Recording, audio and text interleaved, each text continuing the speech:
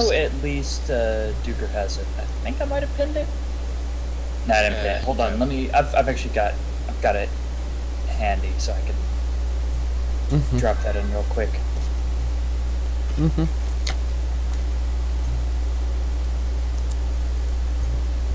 All right, there you are. Oh, so that's how you spell his name. I thought it was spelled with a Y. Nope. That's good, John. Summon monsters. Does Never have some sort of dispelling spell? Well, you can dispel something if you cast the same thing. True. But you're not at level 9 yet, so that's not really possible right now. I can go Ghoul up to army, summon not concerned. monsters Skeleton 3. crew, not. So. Yeah, like next level you get level 4, so. Animate dead again. Like there's a lot of summoning undead things that I can just channel energy a bit for extra damage, but. Wall of Fire. Do we have any? No, Wall of Fire is not really area control. Control summoned creature. Can that affect Pineapple? I believe that it can't because Pineapple is a special Eidolon. But well, so we at least know that Nava shouldn't use summon monster for that. Yeah. Stick with Pineapple.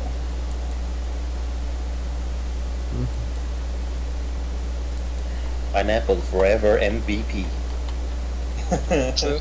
Pineapple really is MVP. He literally carries a party. Well, at least half of it. I once had a party where I once had a party where there was a druid with a tiger named Stella, and Stella was by far the most competent member of the party.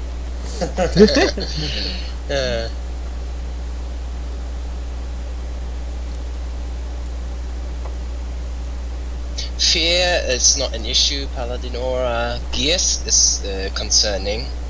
But doesn't Geese take a little bit to cast? It's like a minute to cast or something, right? It takes 10 minutes. Yeah. Alright, yeah. So not an issue. Okay, alright, so most of the spells are either direct damage or confusion, and confusion is probably the most dangerous thing on his high level spell slots that I see so far. And the summon monster. Alright. He has false person and suggestions, that's concerning. And So you actually hear a knock on your door at the end, and yeah, it's just 2 swift knocks on the door. does it sound the same as the last time? It doesn't. Last time was kind of a more uncertain sounding knock. This one's pretty hefty. Okay, I am gonna peek out the door. Alright, you peek out the door and you see you see the guy who's the bartender when you guys first checked in. He's a dwarf with a vest on, and he's real beefy. And he actually pokes his head in and says, "Hey gentlemen, just let you know that because you're staying with us a 3rd night, you are actually entitled to a free breakfast. What would you like?"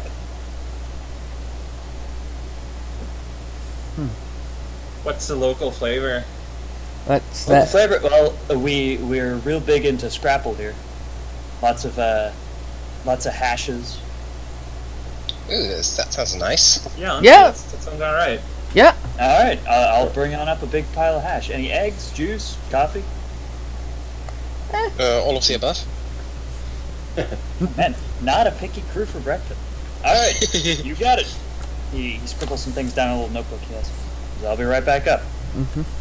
Thank you. Thank you. Alright, well, that's Anybody cool. have detect poison?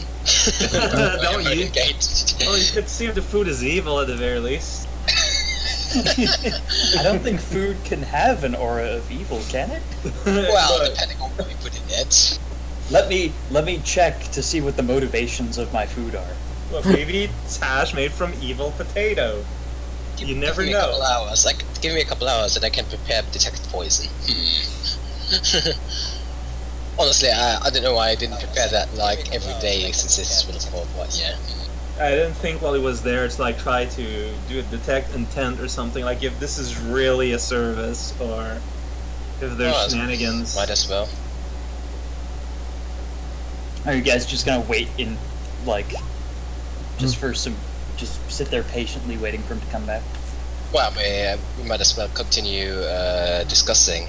Yeah, we're still like basically throwing out ideas, looking at what to expect and what our resources are. So. Alright, I mentioned that Don actually did really give him a quick look up and down as he was talking, and it looked like he was fine. It looked like he was a little tired, but other than that, it didn't seem like he was looking to deceive you. Yeah, at all. seems fine. This does seem to be a more reputable establishment. Yeah, this one's pretty nice. It's got lots of bright colors and stuff, which a lot of inns wouldn't have here because dirt would cover them almost immediately. Well, free food is free food. Yeah. Probably gonna tip him anyway. Mm-hmm.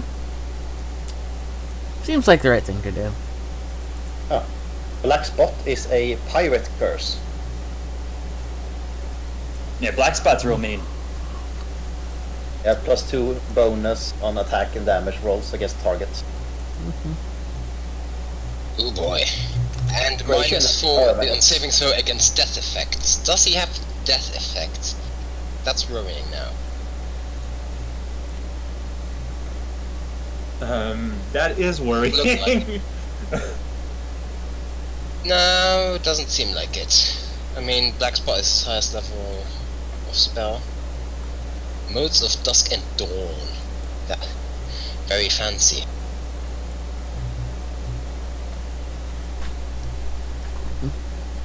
I had fun putting together the spell list. Yeah, it seems so. Sure like is dead people. It's almost like he's some sort of a necromancer or something. That could be because he is. Protection from arrows, communal. Well, fuck you too.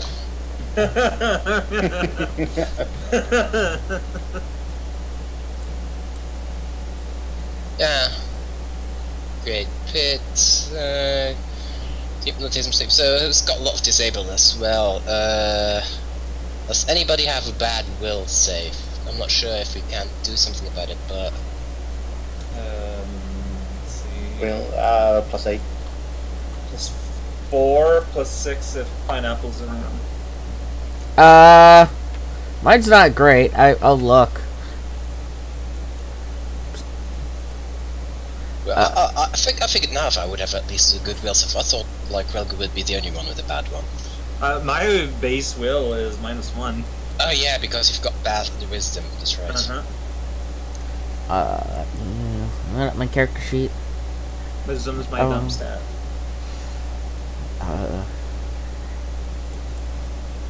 Which I just feel is appropriate with how I play. I have a not a great will save.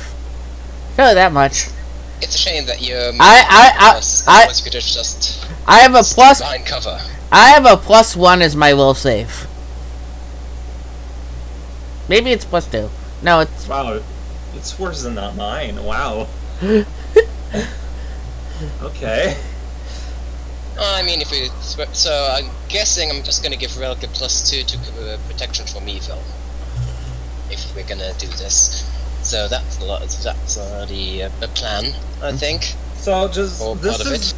like I'm just gonna go through my magic that I have that could be relevant. So I do have enlarged person, which could help someone, and I do have. Medium-sized kobold. We know we have Great Pit, but I also have invisibility. And likewise.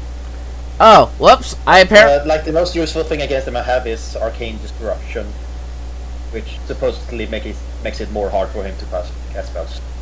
Well, Arcane spells. Okay. Not sure if necromancy spells count. Yeah, they do. Okay, If he's yeah. wizard, then with spellbooks and it's arcane. I was gonna say, apparently I miscounted, and I'm glad we didn't use anything that involved will saves last week, 2 weeks ago, because I forgot to apparently up those to level 6 amount. I've actually got a will save of +2. Yeah, that's right. I still haven't checked your character sheet yet. I think you're the only one, actually. Whoops. Do you, if he has any of the artifacts that's like visible, do you guys think it's a good idea to just have Pineapple try to grab it and fly as far away as possible? Because I can feather it and thus have basically no space limit between us. Well, I might try to give it a shot as well then. If he does it, Pineapple could fly away with him, so 2 tries per turn even. He did have the artifacts last time in Orna, so he does carry them all around all the time as well. Yeah. Right. And if he goes after Pineapple, once per day I can Dimension Door Pineapple back to me. True. And the range for that is pretty ridiculous, so... Yeah, the artifacts that you know that he has are the Amulet of Precise Measurements and the Staff of Mixing. Like, those are 2 things that... I mean, he might wear the amulet, like, under a shirt or in a pocket, but the staff, it's a big thing. Challenge evil. So it's possible that he's leaving them at home now.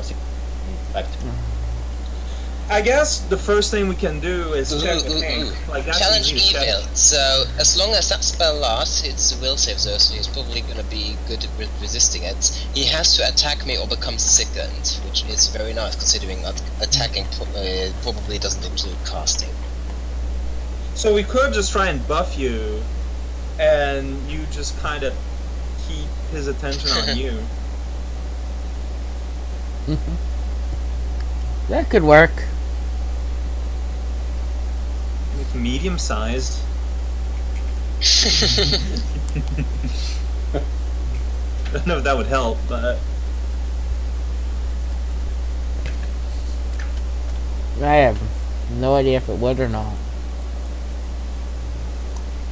Now, as you guys continue to talk, you actually hear another knock at the door. It sounds very similar to the one that you just heard. It's probably the food. I just opened. Yep, and sure enough, the beefy dwarf is there, and he's got a big old tray of food. And he brings it in and places it on a little dresser in the room, and takes the lid off, and it's just a massive pile of hash. Nice big pot of coffee, and a large craft of orange juice as well. Enjoy your breakfast, gentlemen. If Thank need you. anything, I'll be downstairs. Here's a tip. I'll give him a silver coin. Thank you. Much appreciated. Enjoy your stay. Thank you. Food. Once it's gone, like I'm not expecting anything, but I'm still just out of habit gonna just detect magic to food. You actually do detect a very slight amount of magic. Oh, Like just trace amounts, or... There's clearly some magic in this, but it's very weak. Probably just prestidigitation just to make it taste better. I mean, That's my guess. I'm still not gonna take any chance, just in case. I'm gonna take a bite. I've got the best saves. Well, I'm still gonna spellcraft just to make sure. Are you just gonna take a bite anyways before even hearing? No, if Neva declares the intention to do this, I'm of course gonna wait. Yeah, you're not sure. You can't quite tell what it is. But you can tell it's a weak spell. I know magic. I don't really know food. I'm gonna taste magic. Anyway. All right. Yeah, I'm also gonna. I imagine Don just has like a fork full of hash, and he's bringing it close to his mouth, and you just keep going, no. Yeah, actually, No, let me take a shot. it is a small enchantment just to make it taste a little better.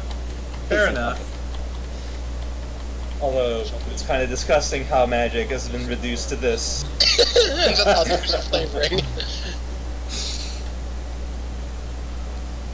And back in my day, we always used real flavors. Back in the day when everything tasted like rat poop. Yep. All natural crap poop flavor. was And gross. liked but it we that liked way, damn it. Yeah. Alright, well, let's again then. Mm-hmm. So I just imagine you guys all like sitting on the bed around this spell book, like shoving your face full of food. I like that image a lot. I guess that's my part of the plan basically prepared for, so I think just the protection against evil on Relgil and compel hostility or challenge evil for just in case if it can. Actually, compel hostility is probably better because it overcome spell resistance and the creature can attempt a will saving throw to ignore the compulsion, but it lasts several rounds, and it doesn't stop if he makes it. It's probably a better thing than challenge evil, which just stops when he makes a will save. Mm-hmm. So yeah, while you do that, with Pineapple, I'm just gonna try and get the relics from him. I can buff Pineapple as well with Magic Fang, or what that was called. Yeah. Mm-hmm. So it's just the idea to try and wrestle the stuff from him. Like, I'm probably gonna stay a little bit away and hidden. Like, I don't need to be there. Playing the support caster? Yeah, basically. And, you know, while guiding Pineapple, like, Pineapple's gonna be my presence there, really. Try to steal his stuff while you keep him preoccupied. Like, there's no, like, we don't have to try to kill him or anything, we just want to get his stuff. Yeah, that is true. So if we can just nab it from him, then, I mean, afterwards we can just get out of Dodge. Mm-hmm. So I'm going to be concentrating on that. Mm-hmm. So, that's two of us set. The others? I don't mind being the direct confrontation, but initially I'll just be sure to cast Arcane Destruction on him. Other than that, I just try to cut him down. Is that how far I have been about it? Mm-hmm. So basically you're just being a bit of a distraction. I don't think you can do much to prevent him from getting away or anything either. No, it's probably a bit too powerful for that. What's the range on Dimension Door again? Because depending on how far away he goes, Hank might still be able to track him down. It's like a couple of 100 feet. And yeah, so considering longer Hank than... No, because Hank can measure at a 100-meter radius. Yeah. And that's like 3 times. That's like 300. Mm-hmm. Yeah, okay, Dimension Door is actually 400 feet plus 40 per level. So yeah, he could teleport outside of Hank's range. Mm-hmm. And that is good. That's way better than the 5th edition Dimension Door. What is in 5th edition, like 100 feet plus 10 feet per level? Something like that, yeah. Yeah, I think it's flat to 150 or something. Not even a bonus per level, from what I remember. Yeah, 5e does a lot of things like that, where you don't get like bonuses per level. I've actually got the 5e book right here, because now I'm curious. You guys can keep going, but I kind of want to know part of it. I like where we're going with the spell, says that it doesn't scale just to keep a bit of power with it, but it kind of falls on its face anyway. Yeah, Dimension Door is, yeah, it's actually a flat 500. Huh. Oh. So by the time, I was probably thinking meters then. yeah, but by the time you get it, you're such a high level that the Pathfinder version totally eclipses it. Mm-hmm. So, here's something to consider. Who is gonna confront him? Like, we're gonna basically try to set up an ambush, so to meet someone, so someone's gonna be there to wait for him. Yeah, I think I should probably be there because again I've got the best saves, I've got compel hostility, I am kind of the paladin and have to be straightforward about this stuff. And again I'm kind of best when I'm sneaking up behind them and stabbing them in the back. Right. Velmer, would you prefer to be in an ambush or with Don? It's probably better to be with Don. Rather than just a minor safety in numbers. Rather, I'm thinking Velma should stay with Relgin and Nava, so Hank can find out where exactly. Can Hank do that? Just figure out where exactly on his body the artifacts are. Well, if he brings them with him, then yeah, he can at least tell the direction rough. Oh, but in that case, we'll also know if he didn't bring them with him, so we can like not waste our Yeah, not English. like either way, but I mean, like that we know in what pockets or whatever he keeps the artifacts. Like if he keeps them in a That backpack. specific, I'm not sure. I don't think he can be that specific. But confirming that he has them with him would be a good thing. Yeah, that's still a big boon. And I'm sorry, but my sleight of hand isn't super great. But you do have those kobold hands.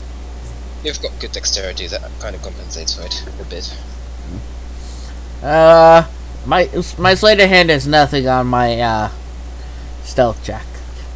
So, I mean, if he doesn't have the artifacts, just fight him. Well, I mean, in that case, you know, just have a conversation with him. Try to figure out, you know, maybe he won't recognize you. He has seen every one of us, right? Yeah. So he should But then again, definitely that remember wasn't me. hurry. I think, who else again, who went? I don't to think his room? he's seen me. True. Actually, that's true. He has not seen Nava, and last he saw you guys was all the way back in Daventry at the beginning. Plus, I've only seen him like on the street when he was kind of busy running away from Colleen or something like that. Right. Colleen and Velmir? I don't know. Yeah, it was Somebody else was Velmir and Colleen would be the ones who'd be most likely to recognize. Yeah. I think Rego also chased after him. I did chase him down. Then he cast invisibility and ran away. So yes, he would definitely recognize me, I think. He might recognize Railgill as well. I'm not sure. I think I chased after him. Yeah, I think you caught up after I temporarily stopped him.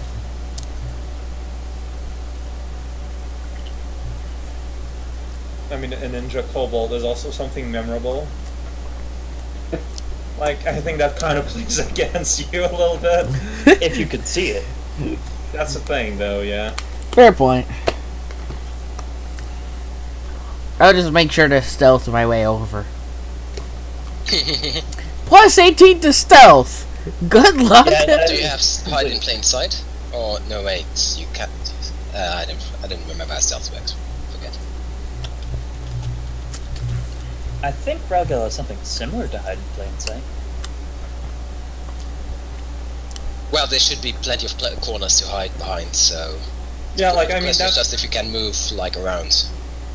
Like, we're gonna decide where the meetup's gonna happen, so just gotta make sure it's a place where you two can hide, because, yeah, Velmer should not stay with Don, because he's gonna be maybe recognized. How about the skeleton alley? So Fencer doesn't have to reuse. So doesn't have to redraw the area. Just reusing assets. You could go right to that area. That does make my life slightly easier. Yeah, but it's totally not suspicious to go, hey, let's meet in this weird dark alley. Like, I mean, it's Riddleport. yeah. Everyone meets in dark alleys, apparently. And I don't think he minds the privacy way alley.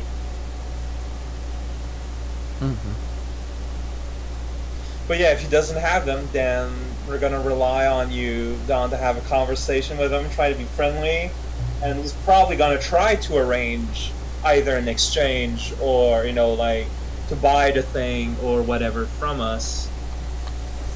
So we'll meet another time, and But it's just a reminder, I cannot outright lie, so I'd have to build a very convincing story somehow.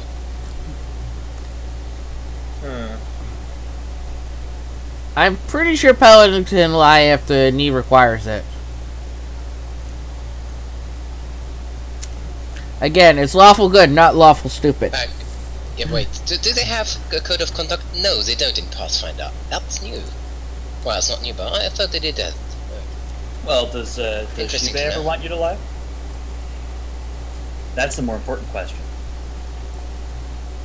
I mean, I've been relying on technicalities all the entire time anyway, so it'd be out of character by now.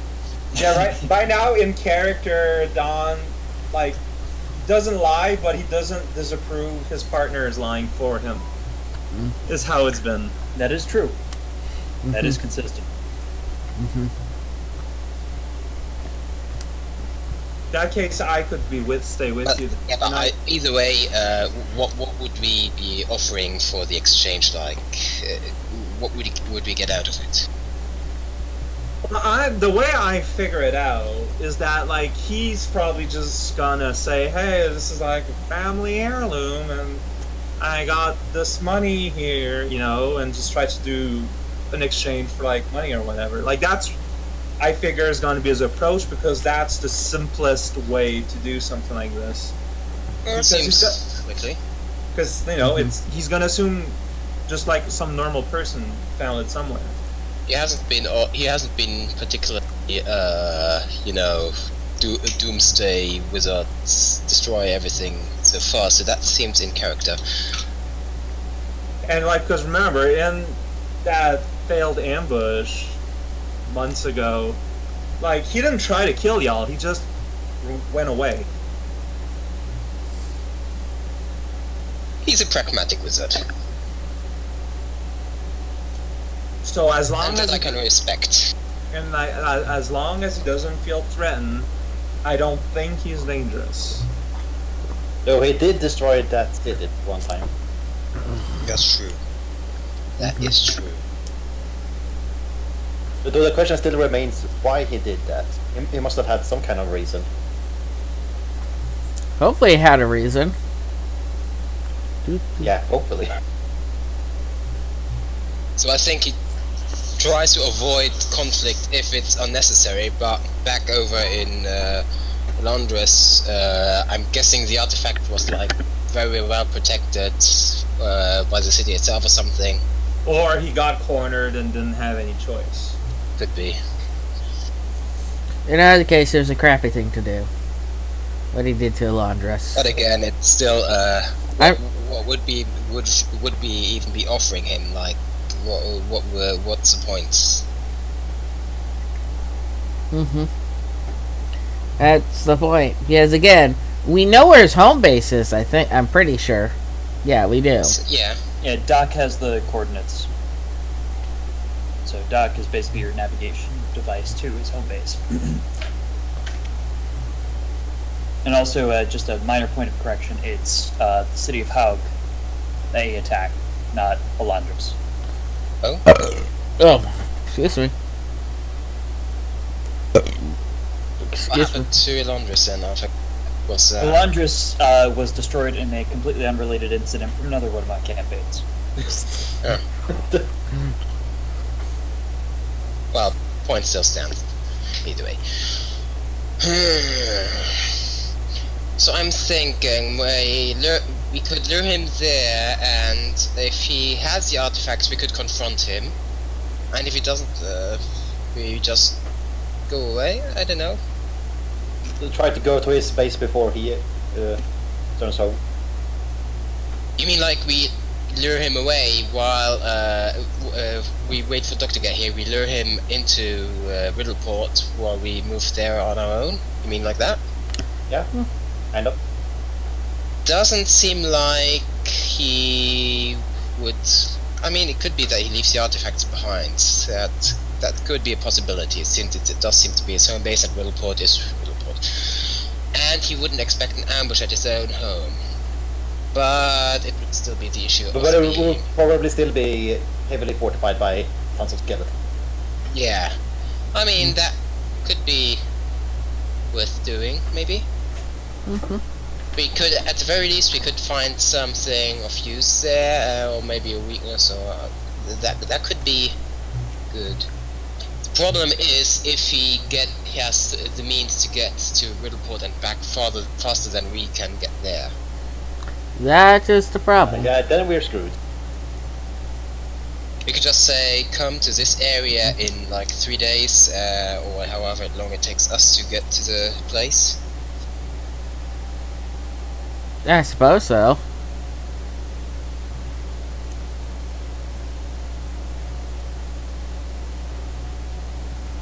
Actually, I'm liking the idea just to rob his place.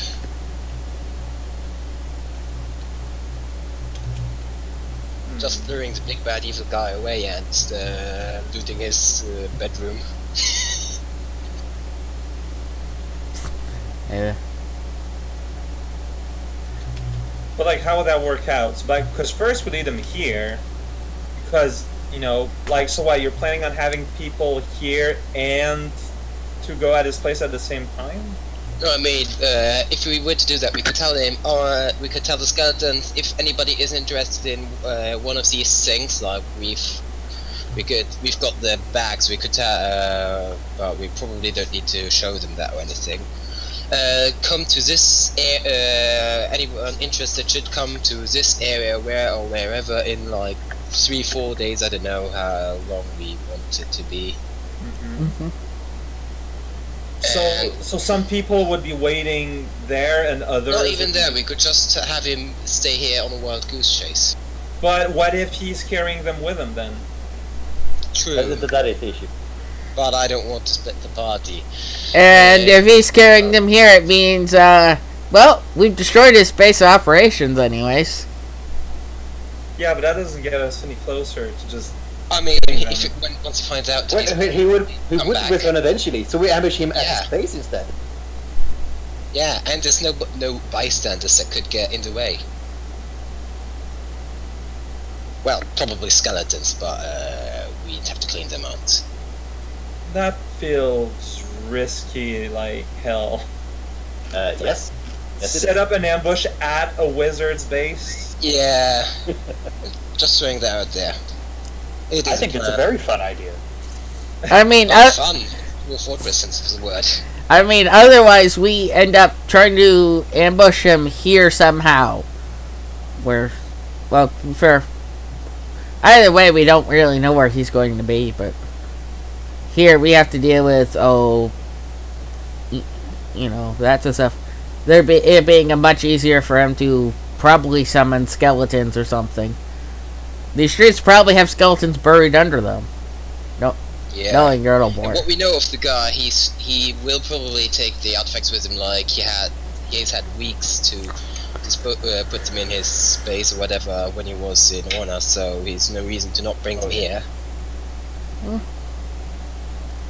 But again, we don't know what we find at his base, which can be a boon or you know. A bane. Yeah.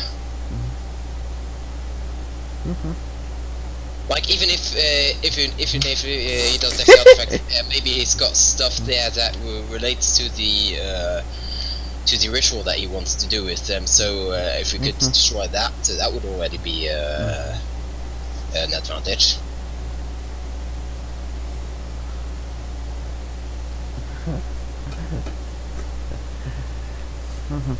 Well, I suppose we're just gonna have to go over. We're just gonna have to find one of those skeletons then, if everyone seems to. What we do is we go get our dragon friend from Post Sugar Island and say, hey, would you like sinking this boat for us? The ghost boat. Although I'm honestly not sure if the dragon would do that for us, and he's got a baby to take care of. I'm sure I asked them, like, if we ever needed their help, if they would be willing to. They just said sure if we find a way to contact. Yeah, that's basically it.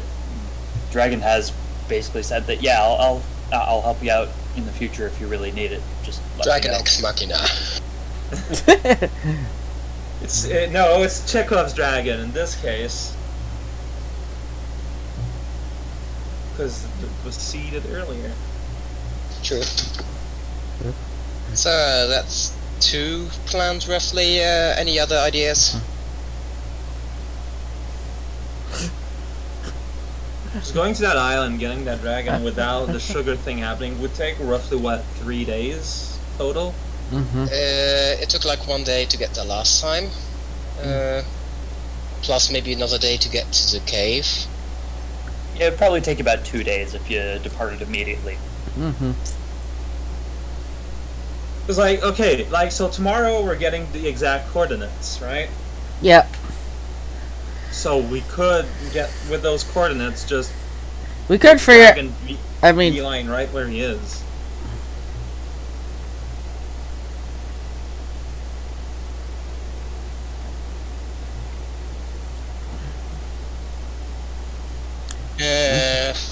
I think we should vote just to see, should we ambush him here or wreck his place first before ambushing him there? I mean, I think we should at least wait till Doc gets here. He might have... Yeah, that either way. But just like... We need to do that so we know how long it would take us. Nothing. Yeah. Alright, yeah, I don't think it makes much sense to vote now then. Like, we should wait until we actually have all the information we're gonna have. That's true.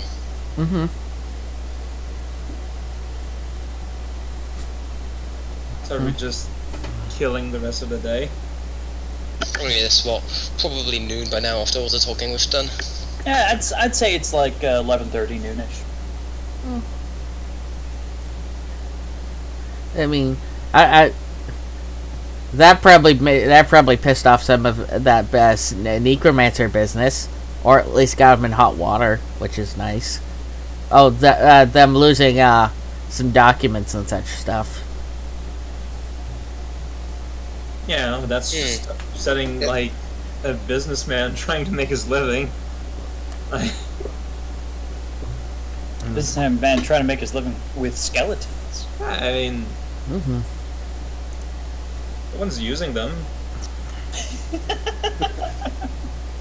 I'm pretty sure the people those skeletons, the families of the people those skeletons used to belong to aren't very happy about that. I mean, what they don't know.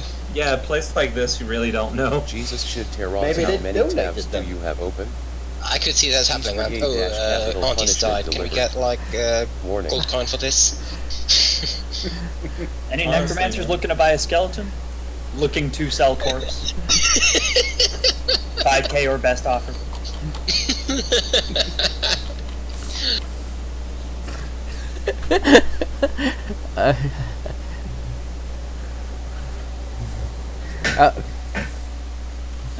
Were you guys actually gonna leave the hotel room at all today, or are you guys just gonna chill out? We could just patrol and see what's going on outside.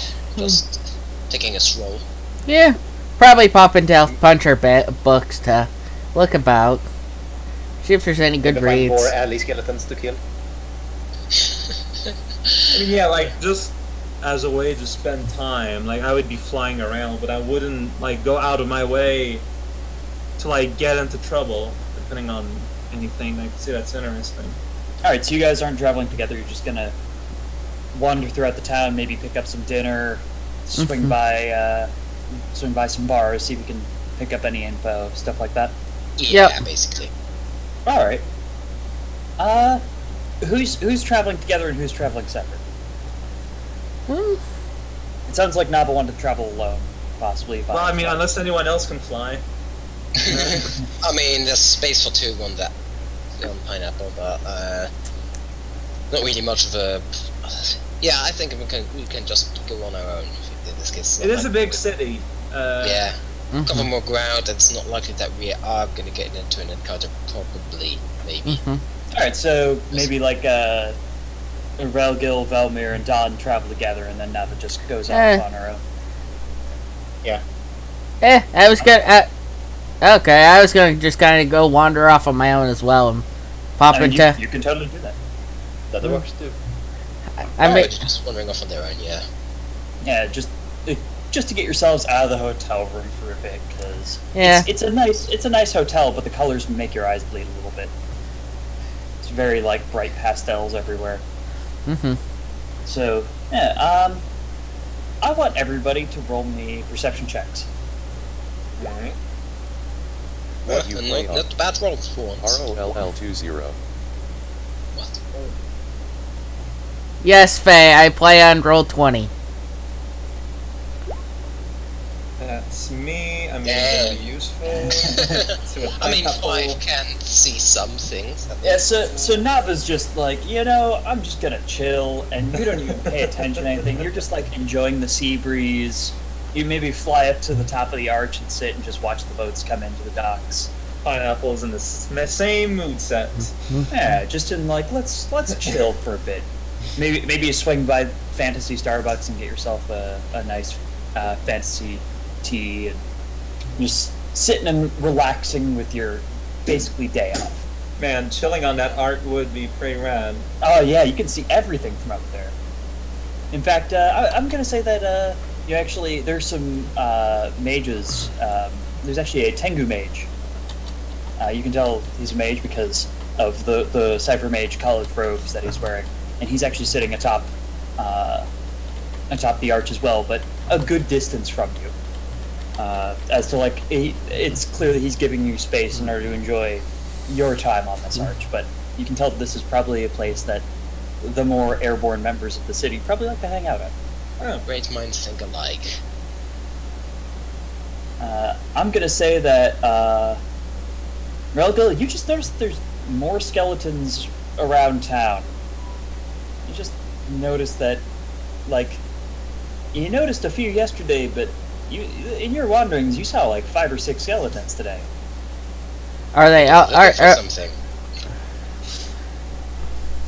I tail one of them briefly to see if they're asking people about the artifacts. How do you get the chat box and follower info on OBS? I could never figure out the chat box thing. I can hear that text to speech you got there. Oh, I'm sorry. No, it's fine. It's fine. It's actually kind of funny. Just, if you could just drop down the volume on that or something. So I didn't think it would pop out through Discord. No, it's actually pretty funny. It doesn't bother me that much, but I just had it enabled so I could interact with chat more. Yeah, and hear chat going on. Nah, I get that. Hi, Twitch chat. Anyways, right. So, are you actually? How are you acting around these skeletons? Because a bunch of them saw you last night and shrieked at you loudly. That's what I was thinking. I am going to go and use stealth. All right. Yeah, just roll me a stealth roll for generally getting around town. That's good. Nobody notices you. You're invisible. I mean, he's a minority in a shit town. He's going to stealth everywhere anyway. Oh yeah, no. This town is a mess. Everybody's got their own stuff going on. But even so, you blend in even more. Like, if you could hide in plain sight, you could be standing like among the fruits in a bazaar, and somebody would probably think you're a barrel. So yeah, you're basically invisible. And so you're having a great time wandering around town. You're having a lot of fun hopping from cover to cover, hiding in the shadows, skulking around. Yeah, you follow some of the skeletons that you see today. And sure enough, they do seem to be asking around for. Some of them seem to be asking around for the artifacts. But you also notice that some other skeletons appear to be holding a different picture. And you manage to snag a peek at that, and it's a crudely drawn picture of a kobold with goggles. Drawn as if maybe a skeleton were drawing it from memory. It's not very good. Oh, it's awful. These skeletons are not artistes. I mean, they're trying their best. These skeletons do not have points in craft composite sketch. The poor things. And then, so finally we get to Vilmer and Dom. I was thinking I'm just gonna pick up some local gossip, maybe. Alright, so you just had to go toward maybe close to the center of town. That's around near where the Golden Goblin Gambling Hall is. And as the two of you are passing by the Golden Goblin Gambling Hall, you actually see that there is a small squad of about 7 ruffians. They appear to be shouting at a squad of 5 skeletons dressed in varying degrees of eccentric clothing. One is wearing a leather jacket, another is wearing a corset and a miniskirt, with clearly poorly tied to its bones, and all of them are wearing top hats. And they're just... these ruffians are just shouting at these skeletons. Boss says, a lot of you gotta scram. Ain't no way you ain't cheating with the way you're winning around the table. And they're just shouting at these skeletons. And the skeletons don't seem to be, like, registering any of this. And, so they just immediately start walking back toward the casino door. And the ruffians just immediately jump them. And the crowd just makes an immediate big fight ring around these like, basically bouncers fighting this team of skeletons in top hats. I try to find some popcorn and then sit in it and watch. I imagine you, like, snagged some popcorn or watching from one of the rooftops or something. Don, Velmer, are you going to do anything about this? I'm thinking about jumping into the fray just because of that. I mean, they're just... I don't know what exactly is going on there. I don't want to get into a fight that... I don't know what's happening.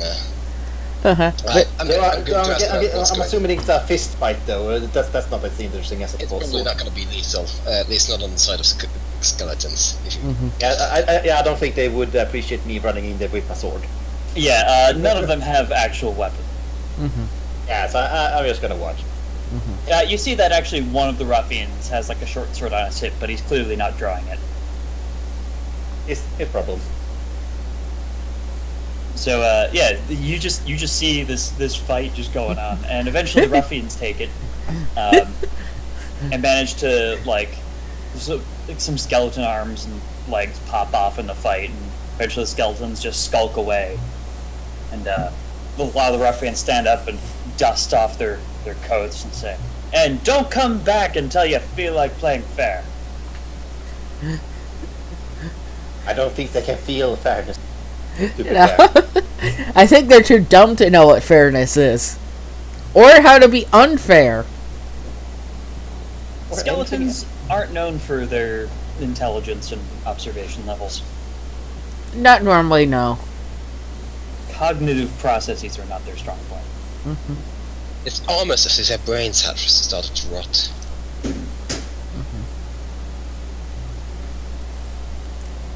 So, did you guys want to do anything else while out for the day, or were you just basically good and head back to the inn? As I said, I was going to ask around for some local gossip. Yeah, okay. Probably a good thing to do. Yeah, So? Just roll me like Diplomacy. Diplomacy check to Sure. Gather some info at a local bar. Take that, Raocow. Raocow, you walk up to somebody in the bar and say, "Hey, I'm looking around for some," and they immediately turn to you and say, "Hey, aren't you that kobold the skeletons are looking for?" And you bolt. That's how I'm assuming it goes. If you'd like it to go some other way. I'm not sure why I'd bolt for. Well, probably actually makes sense. As for Don, yeah, you managed to chat up this guy at one of the bars, and he seems to go off on how the wall market recently went down. It got closed because it burned down, and somebody went and burned it down again yesterday. Can you believe it? Can't a guy just get some cheap, like, basic materials for adventuring and doing the mercenary work that I do? I mean, come on, is it too hard to ask? I mean, I don't know what exactly has been happening there. I suppose somebody must have had a grudge against him. It's things that happen. It's not really. All the local merchants are having a grudge against them. I'm telling you, those guys are just jealous that they can't get the profits the wall market can. And they just brought their prices down a little bit, everything would be great. I wouldn't have any problems. Supply and demand. What can you do? Bartender, another gin and tonic. The more you talk to this man, the more you realize that he is probably a few drinks in, to say the least. I mean, I realised that the moment he said that I was talking about in the tavern. That's fair. That's fair, but he only had one glass in front of him, but he looks like he's drank a lot more than just one glass.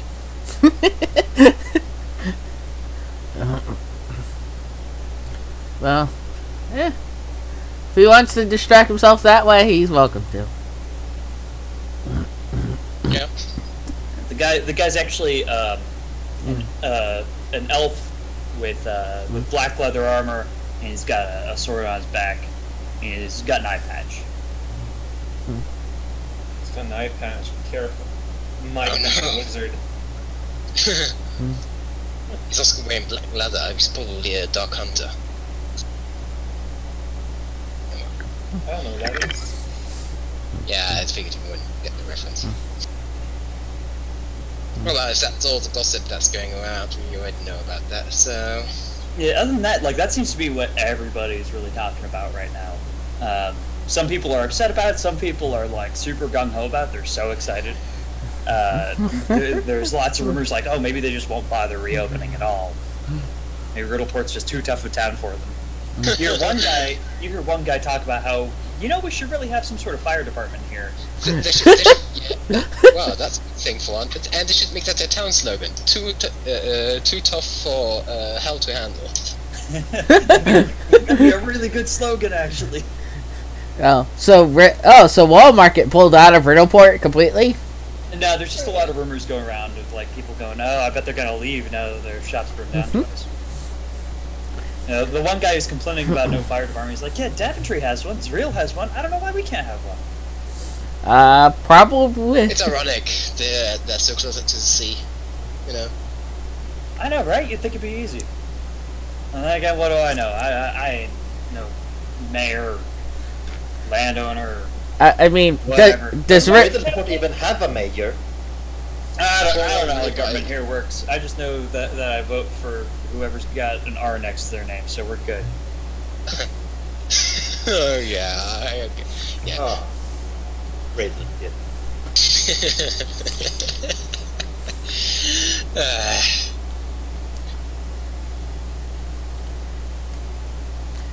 So yeah, nothing of note going on except that they're looking for a Wilgil, so he should probably stay in the room. And he should probably not be the one to contact the skeletons, I feel like. Or open the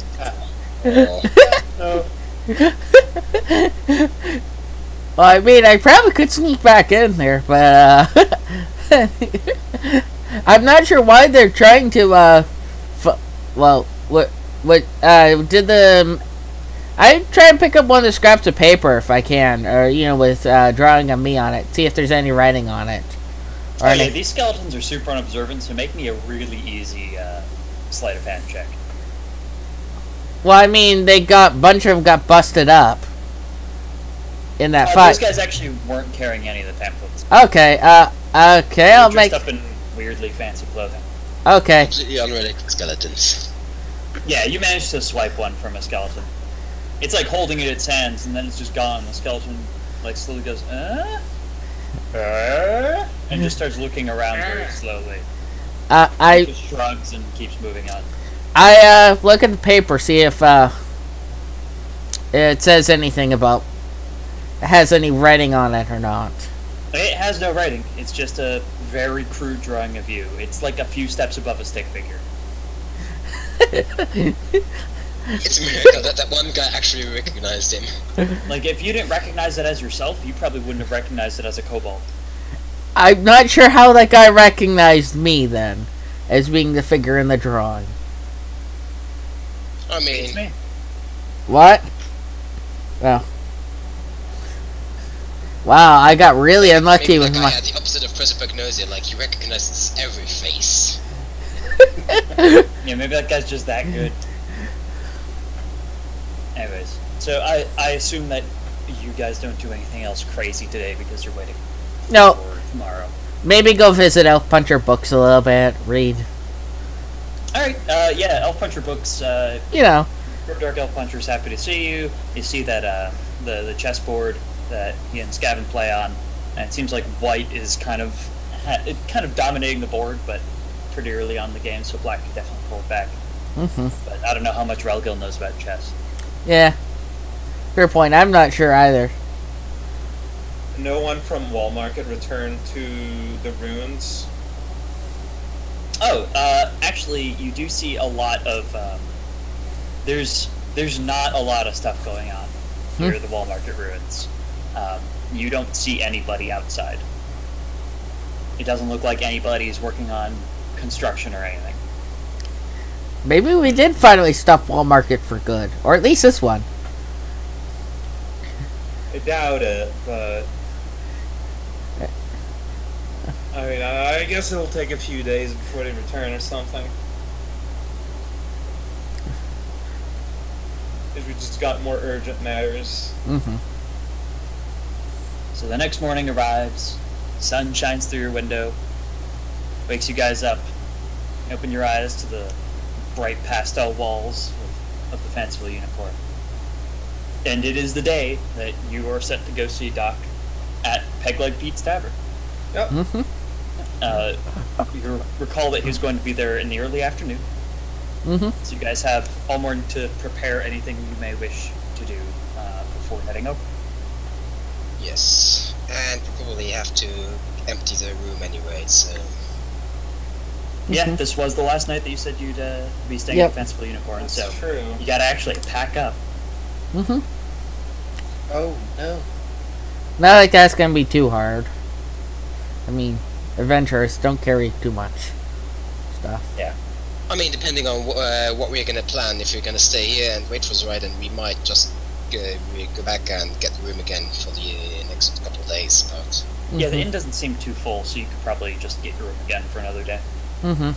Basically, gonna be, hey, might be back for another night, might not be. So, I mean, knowing from where he's gonna come, I think I'm just gonna hop on Nava and try to meet Doc by on the way. Like outside. Fair point. All right. Yeah, sure. So Might as well take Relgo with you, because I don't think he's gonna be able to do much in town without having to sneak around everywhere. I mean, this version of Railgo is still less noticeable than the version of Railgo that drank tested a disguise potion for a job and ended up growing rainbow hair. It was a botched disguise potion. That's kind of it wasn't like a grog of substantial whimsy or something. No, it was just legitimately, it broke. The disguise potion failed, so he's now permanently got rainbow hair and rainbow colored wings. That's pretty rad. All right. So yeah, you guys circle above the southern gates to the city. I'm gonna go make a perception check, try and spot just him. Well, my +9 perception.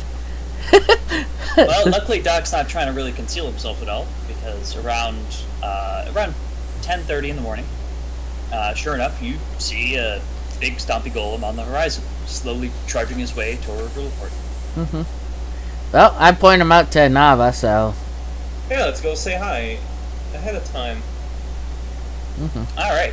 Yeah, you swoop on down, and Doc looks up as you approach, and he lifts up a hand and waves at you. So how have they been treating you down in Meridia? Accommodations in Meridia have been fine. I feel like I can be more useful out here with you all, but I do see the appeal. Any problems on the way here? Doesn't look to be doing okay. Some groups of bandits that were not hard to take care of. Otherwise, uneventful travel. How has Riddleport been? I think I have a bunch of skeletons looking for me. I think I said... But ultimately, it has also been fairly uneventful. It's a better place than it's been a week ago. Yeah. Just been waiting for you to make your way here, honestly. Well, I suppose, Spellman, I'm going to head to tavern and look for a table, so We've got it when he gets there. I don't know. That's good. Doc actually says, I do have a friend I wish to meet at Peg Leg Pete's. If there are no objections, I would like to still meet there. No. No objection. That's where everyone else is going to be waiting. Yeah. Excellent news. I've just kind of had to, probably I'm gonna had to be a little stealthy going around Riddleport, because I snuck in. Apparently, there's an underground sect of necromancers that hires probably illegally raised skeletons out to other necromancers. Legally raised skeletons? I suppose if there were any, they would be in Riddleport. Yeah, I suppose. I mean, who says they raise them illegally? For as far as we know, it's completely illegal to raise skeletons in Riddleport. Yeah, fair point. I am not familiar with the laws surrounding this city much. Yeah, I'm not actually in there around, so I'm just talking out of character. I have become very acquainted with the laws around personhood, given my situation and the time I have spent here, but otherwise have not caused much trouble for people. Oh, also, just, you know your friendship with, Mages Colleges over there in Riddleport? Oh yes, the Zephyr Mages. Have you spoken with them? Yeah, you might, look, I'm just, I just don't want you to get hurt or something. They seem more upset than anything that we got you back to life. Oh, that does not surprise me. They have been fascinated with what makes me me for quite some time. We do share what I would consider a friendship, but there is always that hanging over it. They wouldn't harm me without my consent. I can assure you that. I'm still wondering if you should try to find another hangout out there. But if you're okay with that, I am far from concerned about the members of the Cypher Mages. In fact, a good old friend of mine, Melvin, will be meeting us at the bar. Oh. Okay. He's one of the people in kind of the middle of the hierarchy. fair enough. So, Don and Velmir, you actually arrive at the bar, and you open up the door, and you're immediately hit with the smell of beer and liquor that's really overpowering. And the second thing you notice is that this bar is full of skeletons. I saw that coming. And the third thing you noticed is that the floor is wet with beer and alcohol. And Yeah, these I can skeletons assume. are just aggressively passing around, like, the drinks and bags of gold that seem to all be making their way to the bartender, who just keeps pumping out drinks as quickly as these skeletons can functionally just toss them on the floor. Just like down the gullet onto the floor, yeah. And you actually do notice that one of the skeletons has a top hat. What? Is that maybe one of the ones that I don't think we would recognize it, would we? It looks like the exact same top hat of one of the skeletons that you saw yesterday. When skeletons celebrate, they celebrate hard. There is one non-skeleton in this bar besides the bartender, and that is an elf in some robes, sitting at the bar with a pint of ale in hand, looking very nervous around at this bar full of skeletons. I wonder why that poor sword is here. Is there a free table somewhere, or at least somewhere with enough place for 5 people? Yeah, there's space on the bar next to this elf, and there's also a table available. We're gonna go to the table for a bit of privacy. Alright.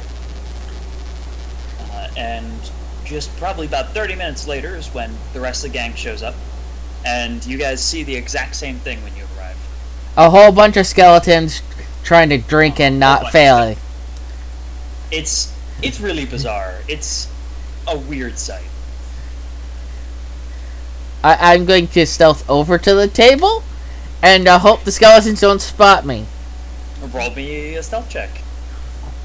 Yeah, that's enough. These skeletons are clearly very busy pouring drinks into their faces. Something also tells me that these skeletons aren't working for the skeletons for hire, because I don't think those guys would get time off like this. Before Raocow sneaks away, I'm just gonna tell him, look, I don't think I'm needed in this meeting. I'm just gonna hang out. You might as well you might as well come again. We're having a vote and that sort of stuff. So This is kind of too weird for me. Doc turns to you and says, I understand the circumstances, but I would like you present as we discuss our next plan of attack. I will talk to Melvin. Possibly we can change our locale. And As soon as the skeleton touches me, I'm out of here. that is a fair assessment. And Doc starts trudging across the bar to the elf that's sitting at the bar.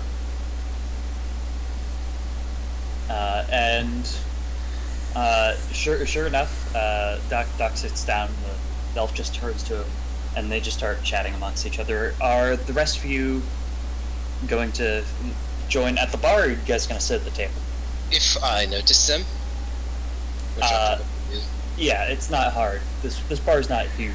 It's a big bar, but it's not like so big that you wouldn't. I'll probably go sit over there and hope the skeletons don't start badgering at me or something. I'm gonna walk over and greet Doc. Alright, so yeah, you guys all sit at the bar, and Doc turns to you and says, "Greetings, it's good to see you all again." And this elf turns to Doc and says, "Look, I'm not liking this at all. This clientele's making me uncomfortable. They're spending so much money. There's something fishy going on." That I agree. Either that or they're very, very stupid. We saw a couple of skeletons wearing top hats trying to get into a casino. Maybe one of them won a jackpot. I don't know. Doc turns to They Melvin. weren't allowed in because they had been winning too. Yeah, That's something like that. that's bizarre. I've never seen this many skeletons in one place. I don't like this at all. I mean, apparently there's an underground necromancers union in I'm Riddleport. not surprised about its Riddleport. God, why can't I?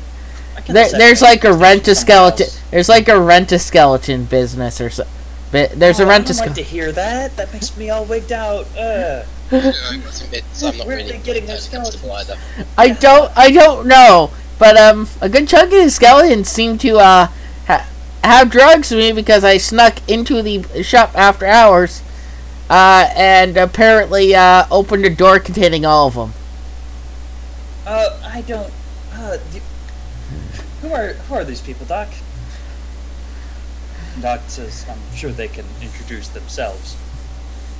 The name's Velmir. The name's Don, Paladin of Shibe. Raocow Shachi. Kind of a ninja, ninja rogue. So stuff. I tend to do sneaky stuff. About Weeaboo. And you, Sylph? Nava, pineapple. I assume. Like I point at that pineapple. thing is when okay. Yeah. Okay. I'm seeing a lot of weird things today. Okay. Anyways, look, can we go somewhere else? That's probably for the best because Nava's. Doc just turns to Melvin and says, "Yes, I was hoping you would suggest as such." And Melvin's like, "Great, good, let's go." And then he drops a couple silver on the table and on the counter and just starts storming out. I follow along behind. That sort of stuff. Yeah, you guys all end up leaving the bar, and you start walking somewhere else. And Melvin's like, "That's my favorite place. It doesn't feel as skeezy as all the other places. I don't. Look, let's just." Doc, it's lovely to see you again. How are things? How's the wandering life going? Says, "Things are going well, Melvin. We are here in town to purchase a boat. I have recently been given some money by old acquaintance in order to help us procure a boat in order to continue our mission. It's like, I'm sure that because you're not telling me what your mission is, you're not allowed to say, right? And Doc just stares at him silently for a couple seconds. Melvin's like, oh, well, okay, yeah, alright. Look, if you're here for boats, I've actually got some good news for you. Oh? So, there's this guy Stan. He's the way to go. So, my father owns a shipping business, and he's bought at least 20 ships from Stan over the years. He makes really good vessels, and he doesn't screw you over as much as the rest of the boat salesmen around these parts. Hands down, best in the area, I promise you. I suppose we'll look for him and tell him that you sent us. Yeah, you could tell him that Melvin of the Cipher Mage just sent you. That probably couldn't hurt. I'm not sure how much good it'll do, but it definitely couldn't hurt. Look,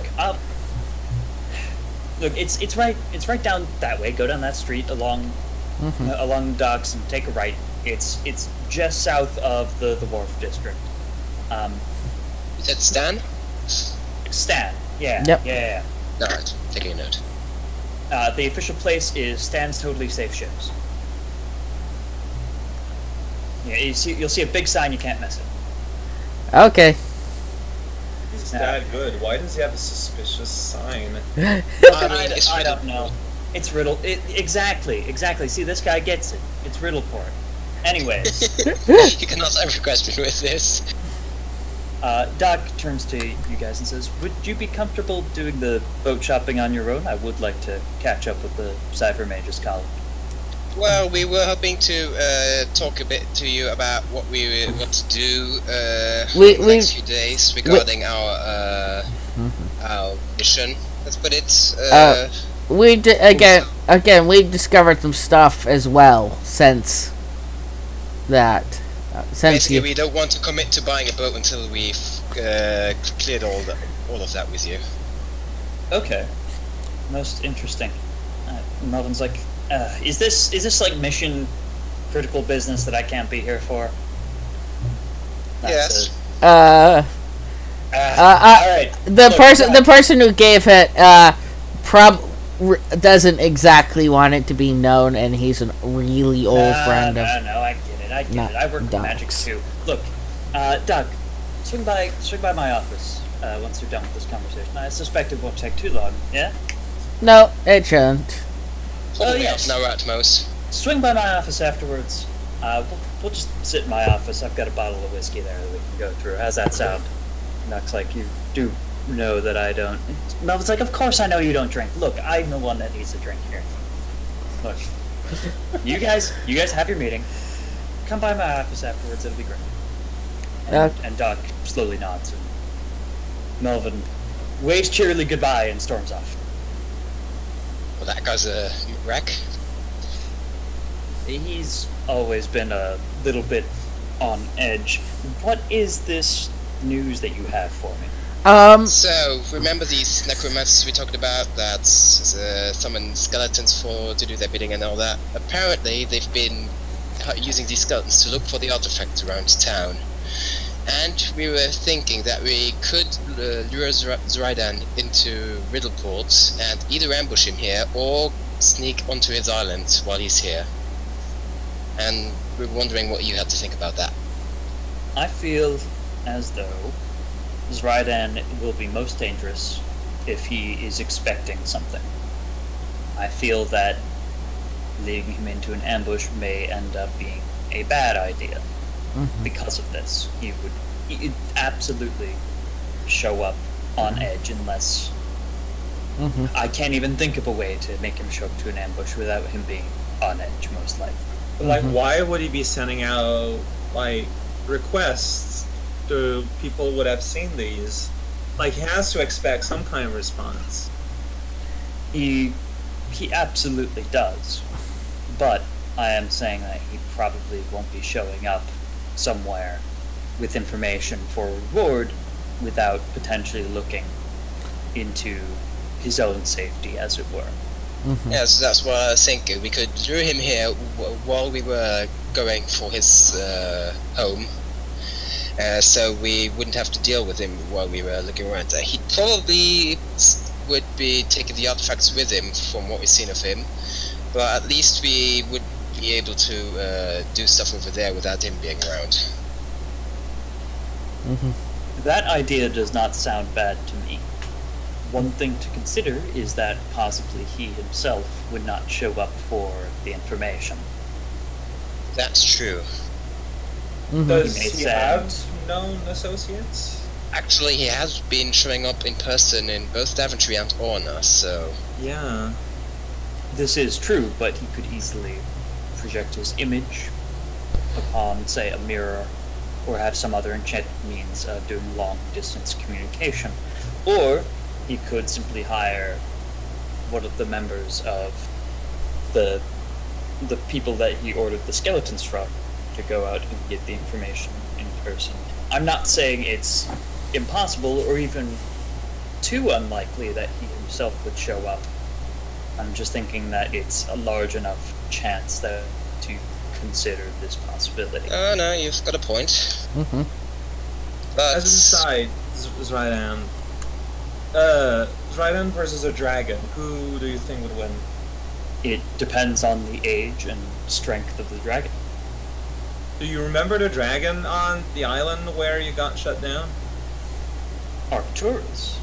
Arcturus could probably destroy Zrydan. If Zrydan noticed Arcturus coming, which is very likely given that Arcturus is a dragon, Zrydan would absolutely give Arcturus a fight. But I do believe that Arcturus would win. Can invisibility affect a dragon? I don't see why not. I imagine it depends on the type of invisibility spell. Do any of us have invisibility? I have. A creature weighing no more than 100 pounds per level, and I think the dragon weighs probably more than 600 pounds. Yeah. Oh well. It was worth a sword. That's a funny limit, though. I hadn't thought of that. I mean, it's That would be probably very to funny. prevent exactly this kind of cheese. Let me turn this Teraunce invisible. I'm gonna love that thing. 100 pounds,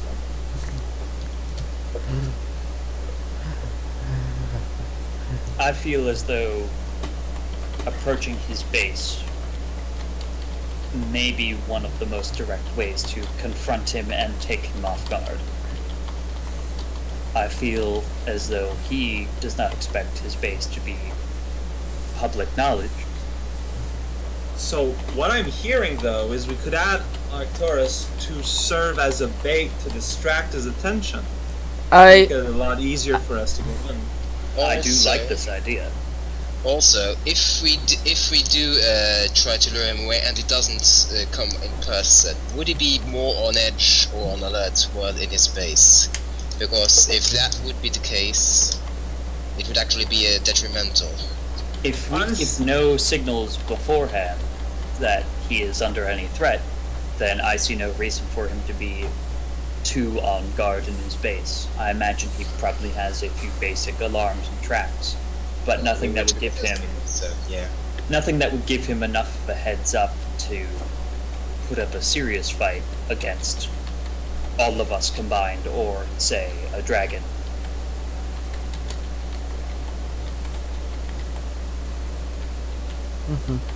So you're kind of agreeing with this? We tell these these guns for hire that they should tell the Raiden to come to some place in a week or something, along with where we take it there.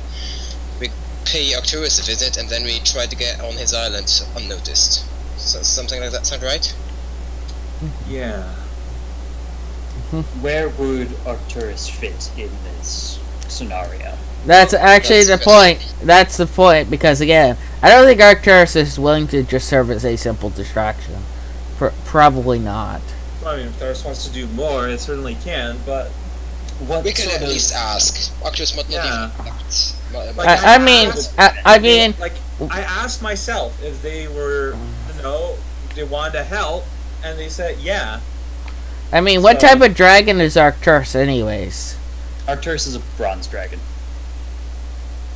I mean, we could ask if he can shapeshift into a human form.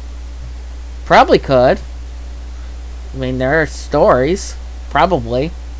Of course, that would take like a couple of days at least for us to get from the Candy Islands to Zoraden's Island. I'm not sure if he was willing to. If any of you have knowledge nature, you can roll that to see if you know what kind of stuff bronze dragons are known for. I don't have nature as knowledge. The only person I have. Oh. There we go. Wow. Woo! You have a Yeah, lot. you don't know of any known bronze dragon shapeshifting. Like you haven't heard of you don't as far as you know, they're like really into controlling the weather. Yeah. But shapeshifting isn't something that immediately comes to mind. It might be You're some just obscure not knowledge that sure. I just don't know. Yeah. But they can also like hide above cloud cover or something. Yeah. I mean, we could always ask if Arcturus can shapeshift. The only caveat is that they might not want to participate because they're protecting their eggs, but someone... That's fine. We can asking won't hurt. Yeah. I imagine if Arcturus is protecting a young one, then Arcturus would likely not want to leave this island for more than, say, 2 days maximum at a time. Yeah, that's what I was wondering. We could just like tell him, yeah, we're going to be at this island like 3 days from now. I don't know how long it takes for a boat to get moved between the islands, and Arcturus might be able to move that fast. I don't know how fast was Arcturus can almost certainly fly at least twice as fast as any ship that we get. However, it would probably be about 2, possibly 3 days journey for a dragon to fly from Bloodsworth Isle to Zoradan's base. What if So, we left too long, someone yeah. or something? The isles are that far apart? Oh. Yes, Zoradan's base is very south in the Ring Isles. Here, let me So roll probably just that not again. worth asking. So let's say you guys pull a world map out. I'm gonna put a little dot on the map for where Doc points at the map to tell you where it is. Probably on that small. I mean, we did have his map, so yeah, we do have a world map. We had Dryden's map. Oh, that's where. Yeah, that's a good. Yeah, that's kind of far away.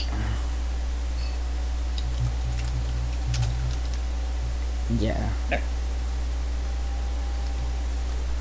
I think we're just gonna probably have to do it ourselves. Yeah. Do it ourselves. Maybe hope that he actually takes the bait and leaves for Riddleport. If you can verify that he would leave for Riddleport, then you could very easily convince Arcturus to come and ambush him on the way, I imagine. That would be the best possible thing, I think. But the question. He actually would leave. Arcturus can probably make the flight from Bloodsworth Island to Riddleport in approximately a day.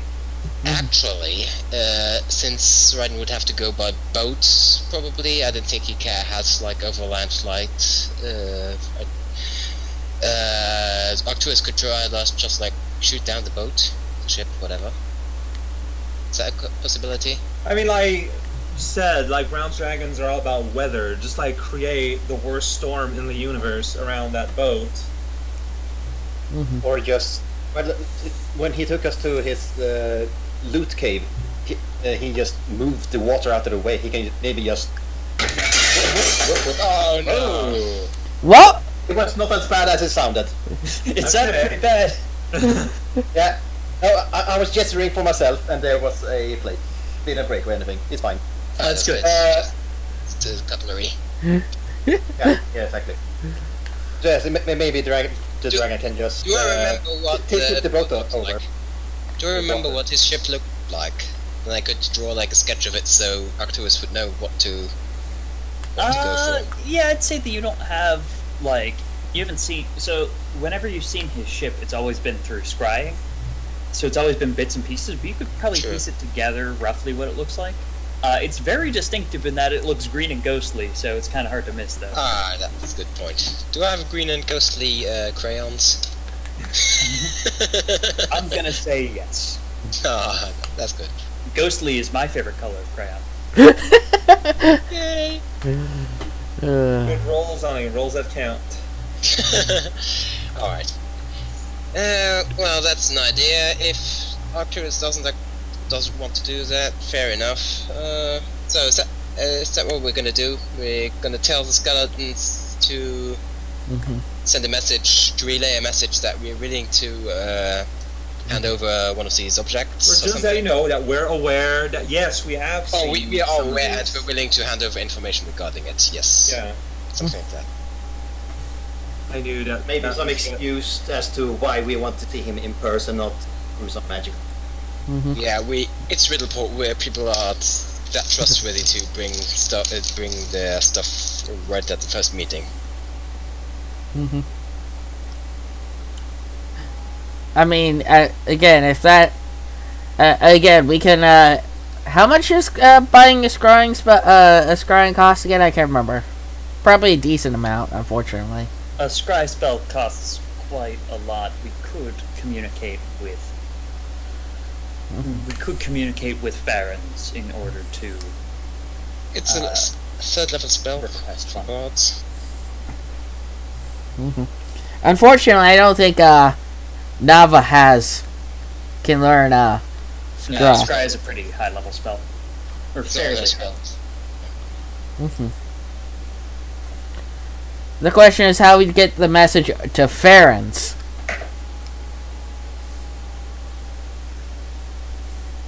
You raise a good point. Valmir, did you learn any of the long-distance communication spells? No, I don't think there was any available. Well, that I am able to learn. Oh, that is unfortunate. We may be on our own, however, I have been scryed a few times in my journey so far. I would not be surprised if I am scryed again, and if that is the case, I can simply inform Farron's via elaborate hand gestures that I would like to speak with him. That is, if it's Farron's that's been scrying you. It's probably Farron. It has been Farron's that's been scrying me, I do promise you this. Well, if you're communicating by hand gestures, if it's somebody else, they wouldn't be able to understand it anyway.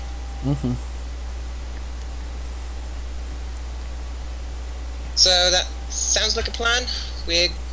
While you can go off and have a talk with Melvin, we buy a boat and try to track down one of these skeletons, I suppose. I mean, it wouldn't be very hard for me to find one of those skeletons. They seem to be everywhere. And they seem to be looking for me. Yeah, you probably shouldn't be talking to them. I think the best would be if somebody wrote a note that we have found a bag or whatever item in that the skeleton has been looking for, or knows whereabouts. If interested, please come to so and so in so many days. Like just a note that they bring to their employers.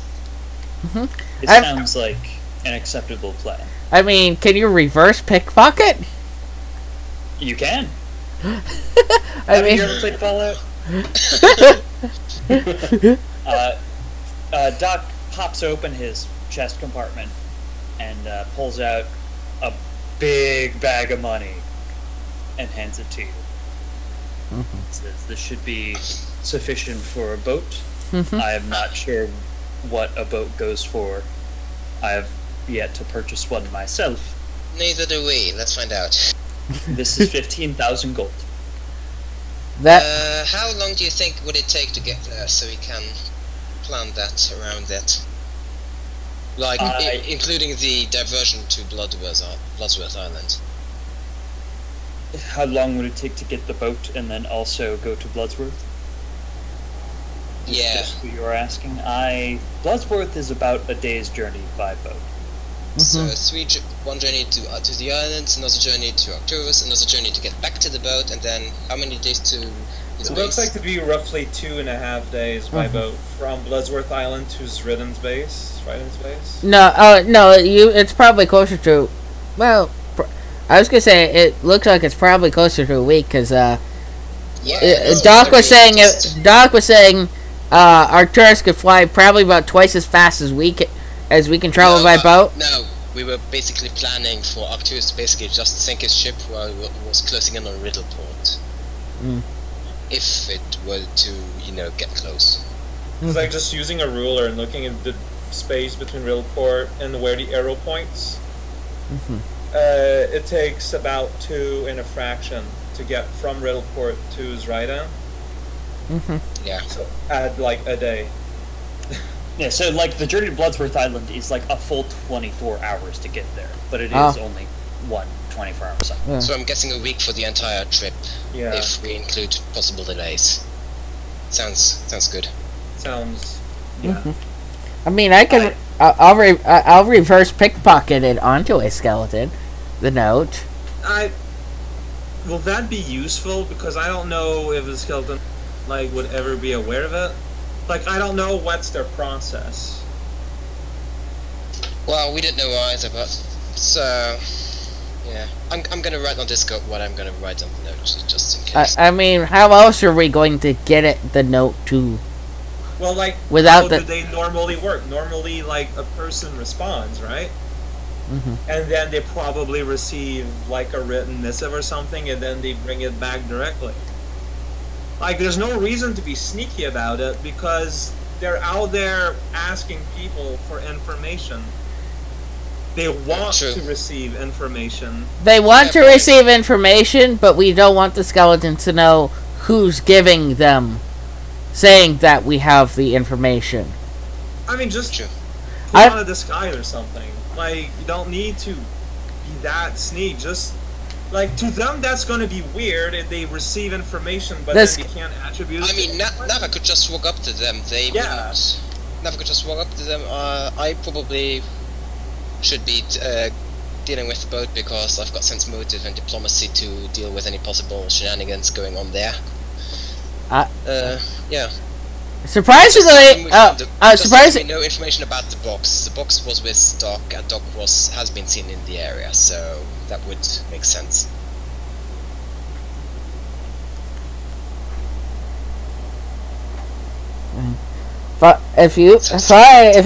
Fine. Again, I'm just saying, I'd rather try to not know that it's us. But they won't know that it's us. He hasn't ever seen Nava, so he wouldn't make the connection.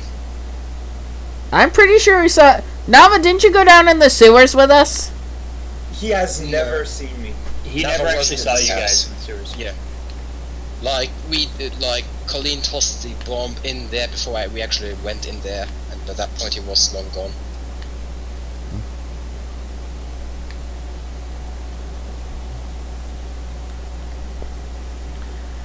Okay, fine. So yeah, just go there, tell them that we know of the box, and that whoever is interested should come to some place in a week. Yeah, I'll just say random I'll just claim you're a messenger, Nava. Pardon me? I was just saying, claim you're a messenger, claiming you're a middleman. You don't know what.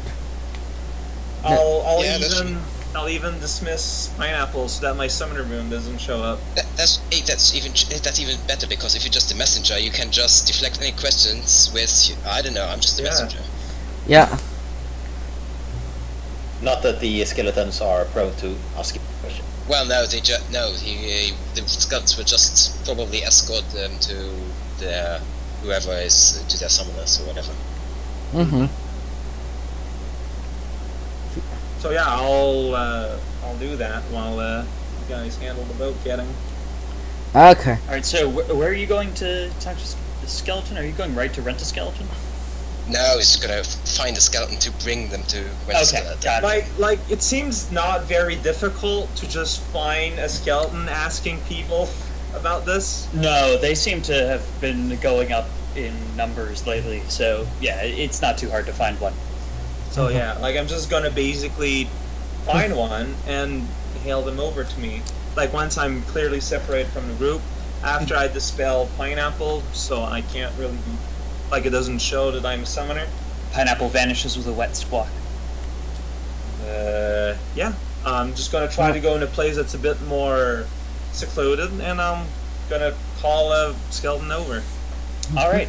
So yeah, you're easily able to find a skeleton, and you kind of wave it over, and kind of looks at you, and kind of waddles on over, and then it shows you that picture of the two artifacts.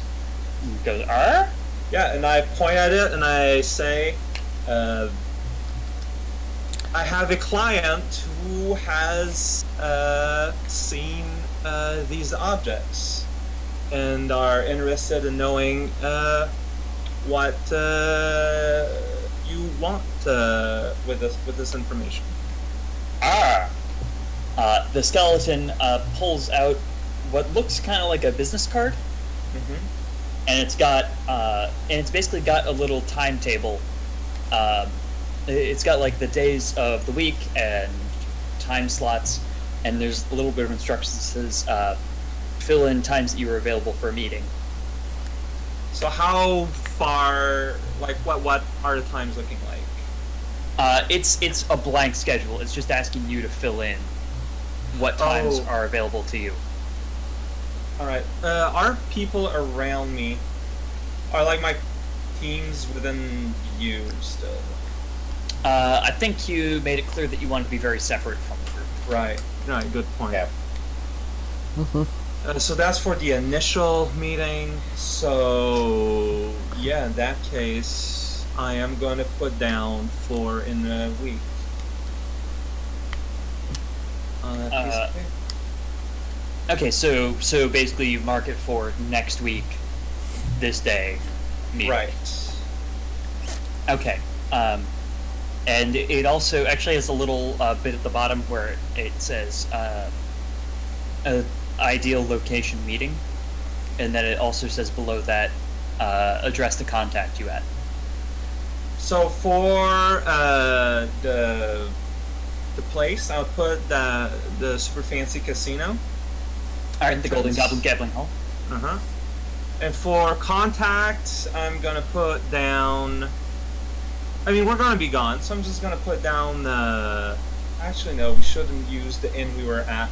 Is there any inn around that I can see? Name that I can just put down? Yeah, you can put the Red Fox. Yeah, so that's what I'm gonna put down. I mean, we could also put Pete's Tavern, but hey. See, would it make sense to contact at a tavern? Yeah, it's just a bar, not an inn and tavern. Yeah. I thought about it, but it's a tavern. It doesn't make sense. It needs to be as the least suspicious possible. So. All right, the skeleton gives an extra and takes the business card and just runs off. All right. And right before we hit stands up, I'm gonna go hit the restroom. I'll be right back. Okay. It's good. Yeah. Did it. You fooled the skeleton. I know. Finally, my life has meaning.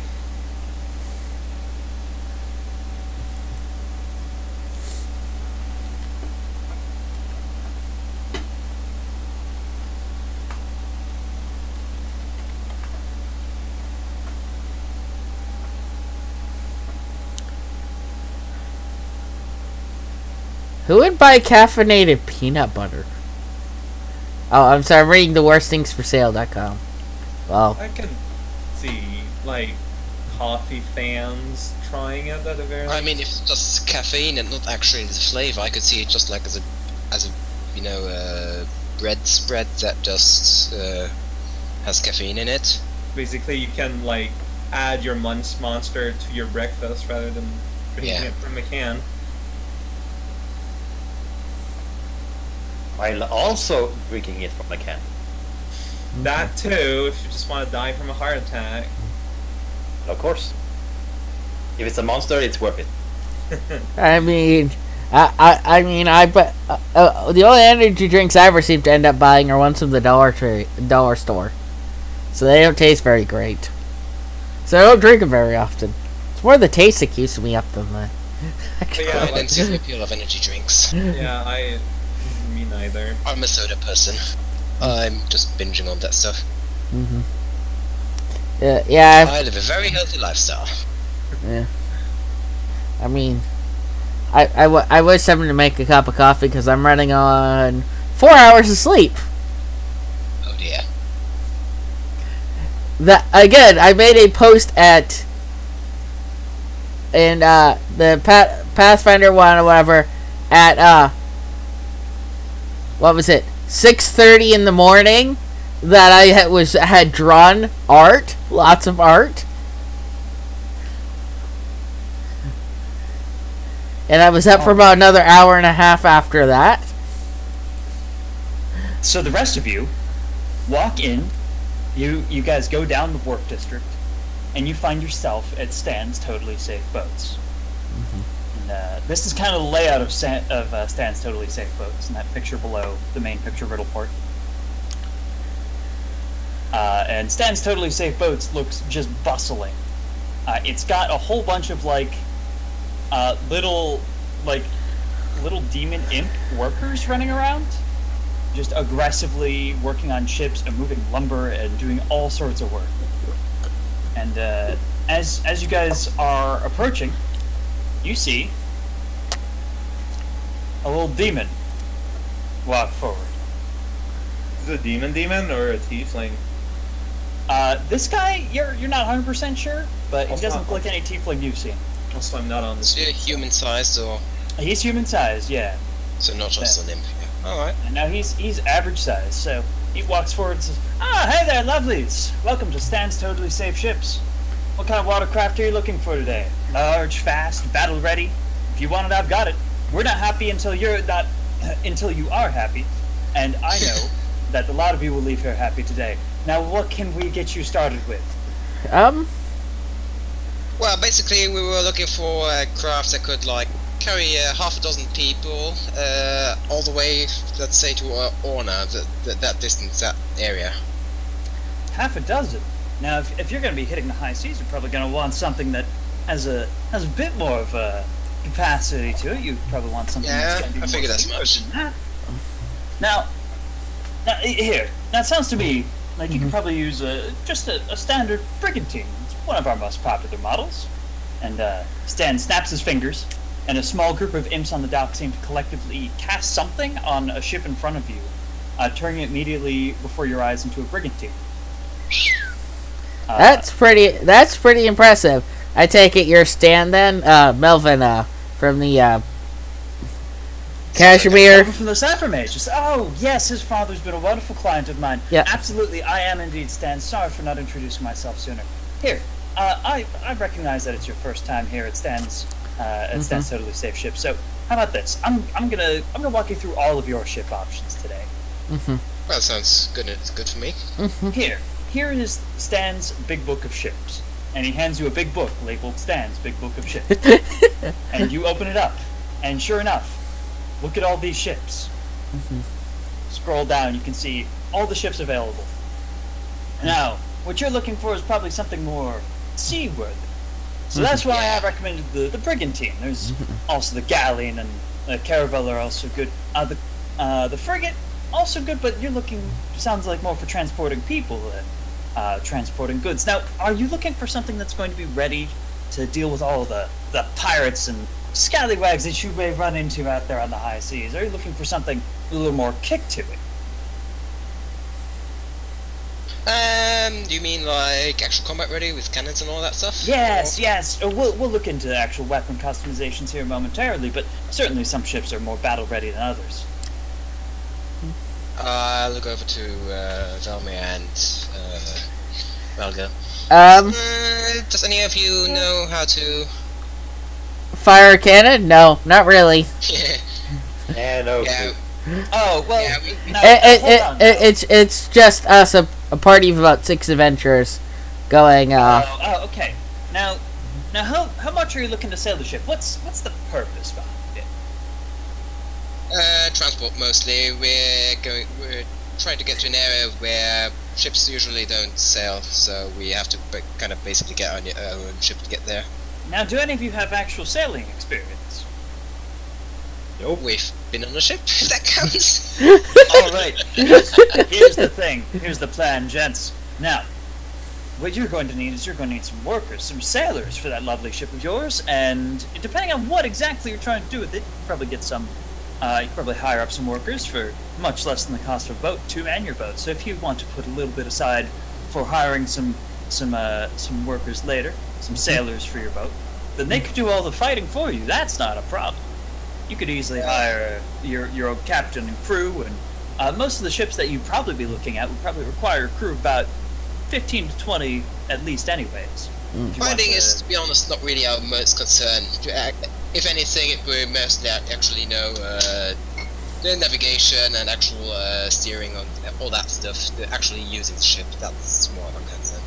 Now, I must let you know that any sort of ship that's going to be taking the high seas, any sort of distance from the coast, it will need to have that sort of crew. It will need to have that sort of strength and endurance to it. So even if you're not looking for combat, you're still looking for a crew. I promise you that, especially if I believe that. Now, I do recommend the Brigantine for what it sounds like your purposes are, but do any of these really strike you? Let's see, the bottom left all seem way too small, the longship is way too practical, galleon and man of war are a bit overblown. The gallion's not so bad, but I can understand your concerns about the man of war. Yeah, man of war is probably the biggest ship that we have to offer. I suspect that's not quite what you're looking for. No, again, we're trying to get somewhere fairly stealthily and with a relative minimum of extra crew, because stealthily, eh? That's an interesting request. We can look into proper vehicle customization options here momentarily, but for the time being, if you're looking for something stealthier, you're probably looking. You're definitely not looking for one of our warships. You're definitely looking for the sailing ship variety. I recommend the Brigantine, the Caravel, or the Cara. Caravel and the Carrack, these. Caravel is a very small boat. It's a bit hard to judge size, yeah. The Caravel is much larger than it looks. I promise you that. Yeah. It's got decks and all that jazz. I promise you, it's gonna be about the same size. Any model that you get. The Caravel picture does look misleading. I'll have one of my imps right on that. Again, we're also trying to look for something that we're kind of on a we're on a quest and that sort of stuff that the person who sent us out on it really quest adventurers, are we? What sort of budget are we looking at? He's a bit exaggerating, but yeah, we kind of got work to do in the area. And our employer doesn't really want us getting known. That is understandable. We've got plenty of options for hidden cargo and all sorts. What to deal with all the pirates and stuff. Like we've got things for narrow frames in order to sneak through rocks that maybe some larger ships would have difficulty chasing you through. We've got all sorts of options that we can easily apply to any of these ships in order to make it easier for you. Now, do any of these models really stick with you? You gotta get a base to work with you. The carrot looks. The carrot looks really hard to judge just from the angle and the size. Just out of character.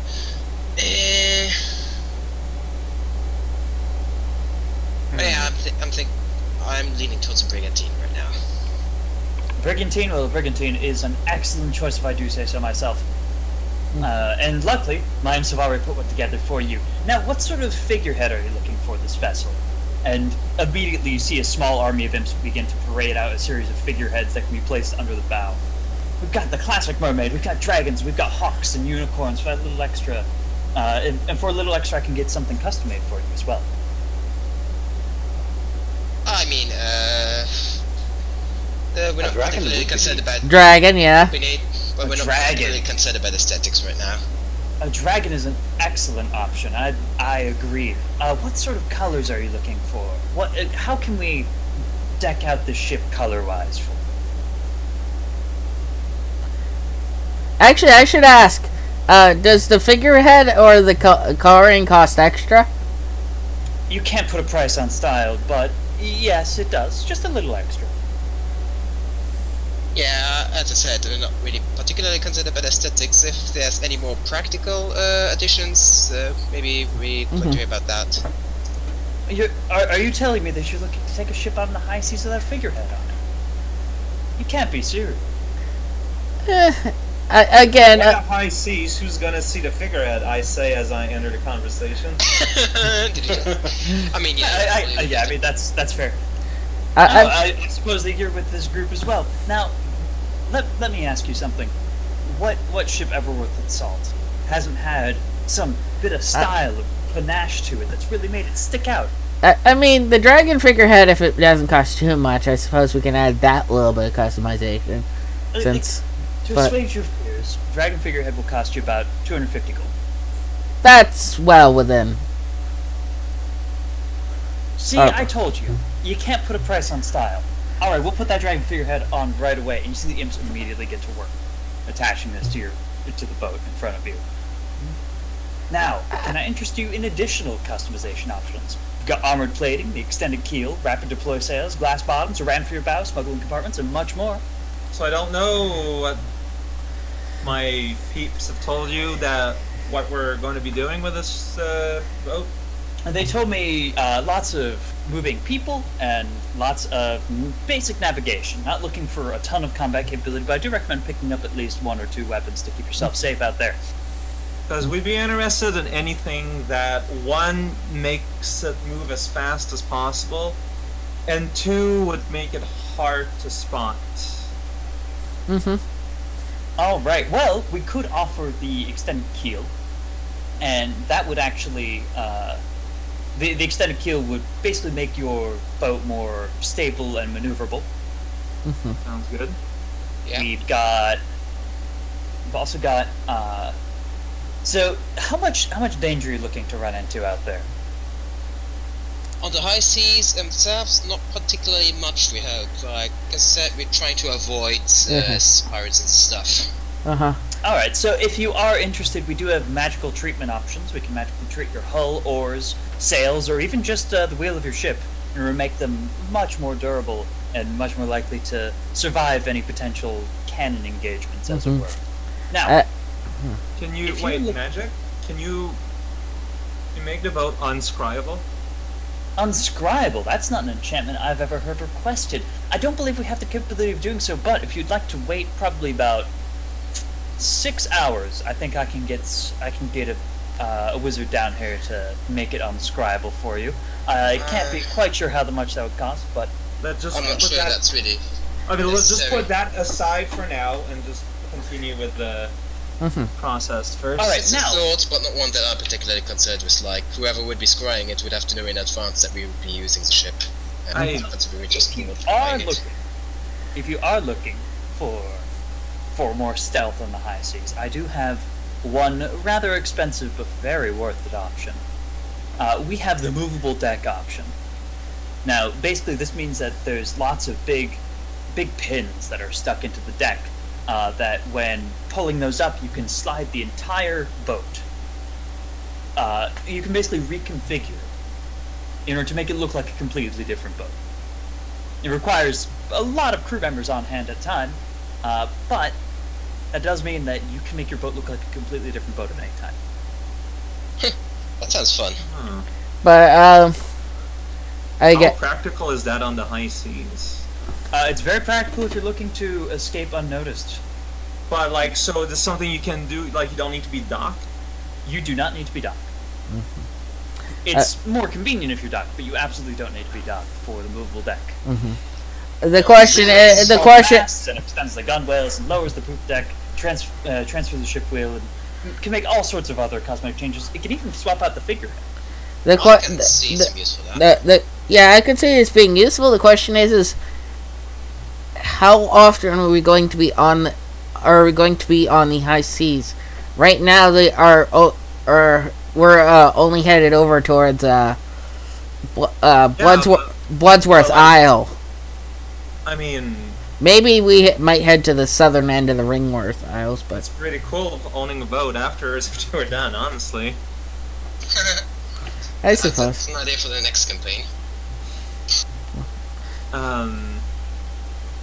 I mean, I know you're look, I work in the business. I know you're doing your upsell. Just before we get started, like, what's the base price? Like, let's say we add nothing.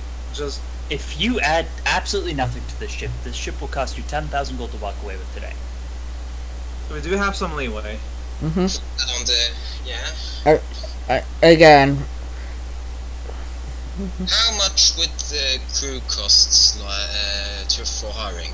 Crew costs vary based on how dangerous of the work that you're doing. Let's say it will usually cost you probably about 5 silver, or 3 silver per crew member per day. All right, that's. But it does. If you are doing anything particularly dangerous, then it'll probably bump up to about 3 gold a day per crew member. And you're going to need at least 21 crew, 20 to actually perform most of the basic actions, and then one to be a captain. Let me ask this. Between the 3 you mentioned, the Caravel, the Brigantina, what was that third one you mentioned? The Carrack. Which one requires the least crew? Oh, all of them require the exact same amount of crew. All of them require 21 crew unless one of you happens to be proficient in sailing or happen to be bold enough to be a captain of this ship. I do not encourage that if you have no sailing experience, however. Yeah, no, I can act as a cook, but other than that. Mm-hmm.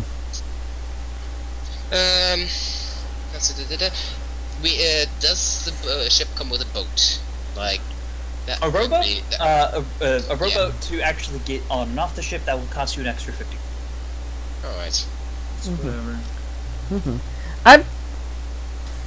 We should probably practice a little bit rowing the rowboat about, see if we can figure out how in these safer waters, figure out if we can do that, so we can leave. Take your time in order to get acquainted with the rowboat, and you see some imps just immediately bolt out from somewhere, and just they're all holding a big rowboat over their head, and they all run up to the dock and toss it in. Because I mean,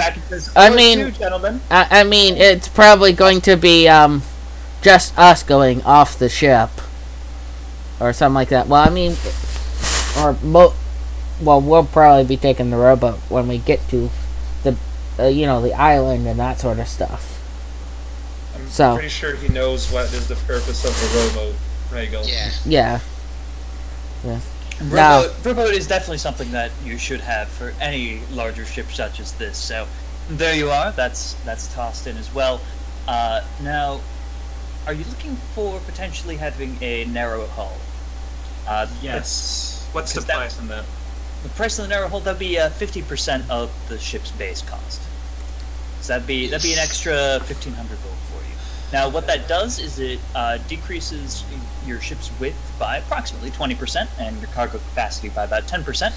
But it does make your ship noticeably better at handling, and that could potentially allow you to sneak around corners or sneak between rocks that larger ships may have more difficulty doing. Let's put that on the consider list. Again, this is out of character, but I mean, if we're going to be the ones facing combat and that sort of stuff, and not them, we probably won't have to bump them up to that combat pay or whatever, because they're just serving as transportation. We're the ones actually facing the thing. Now, here's something that you may want to consider. Try considering, if you will, a sturdy hull.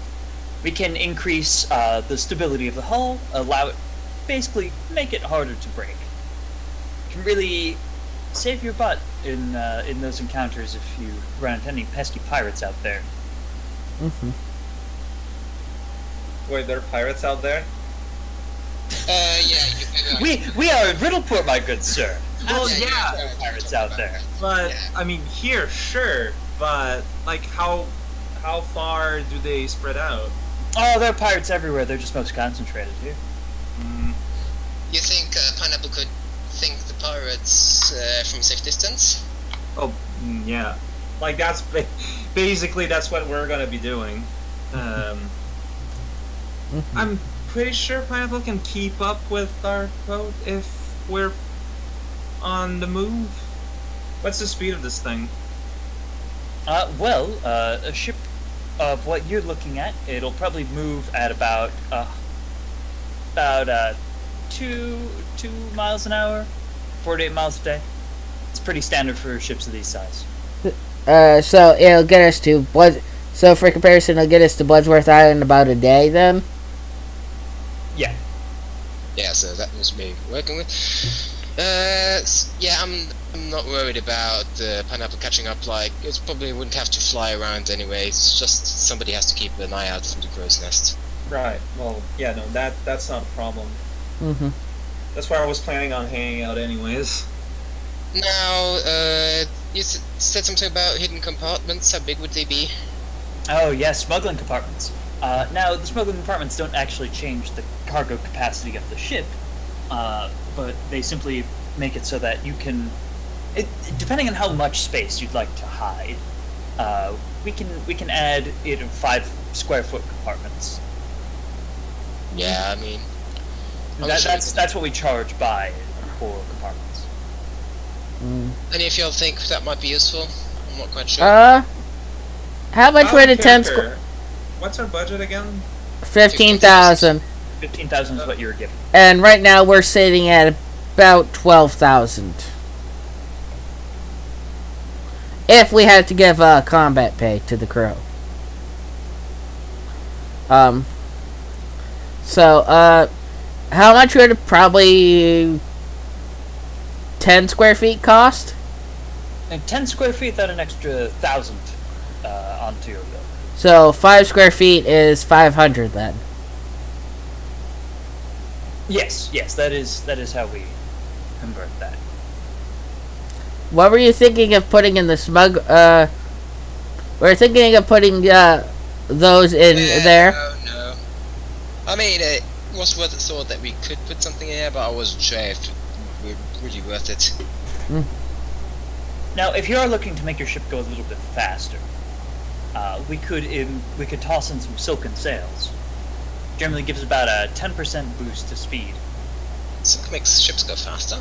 Huh, who knew? It's very good silk. How much would those cost? Those would add another 50% of the base ship cost. That'd add you an extra 1,500. If we're not that much in a hurry, no. If you're not that much in a think hurry, so. might I interest you in the rapid deploy sails, which do make your ship more maneuverable. And those cost simply 10% of the base ship cost, so that'd be 1,000 gold for that ship. Let's toss it on the consider list. So on your considered list, you have sturdy hull and rapid deploy sails, and narrow hull and movable deck, if I recall correctly. Yeah. How much does that movable deck cost, anyways? Movable deck, unfortunately, is one of our more expensive ones. That will, in this particular case, cost you 4,000 gold. It's very worth it if that is the sort of thing that you need. That's just flat out of our budget. I am sorry to hear that, but I do understand. I do see the appeal. It's a shame that it's... I can see why it's that expensive. I mean, you'd have to rehaul the entire boat to do that. Maybe we can just add it later. Yes, you can come back anytime, and we can add more customizations to your ship at any given time.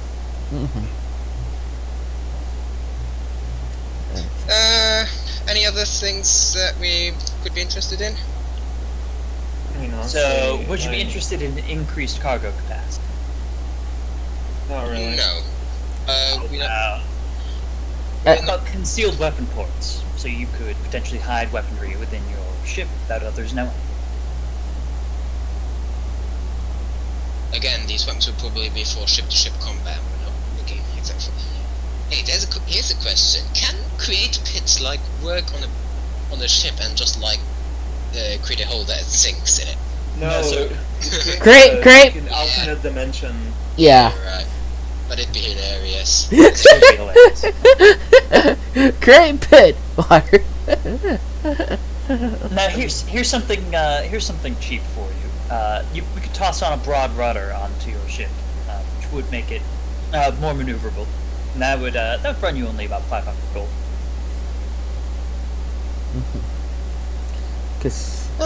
That's pretty cheap for what it does. I think it's some of the best bang for your buck that you'll get in these customizations.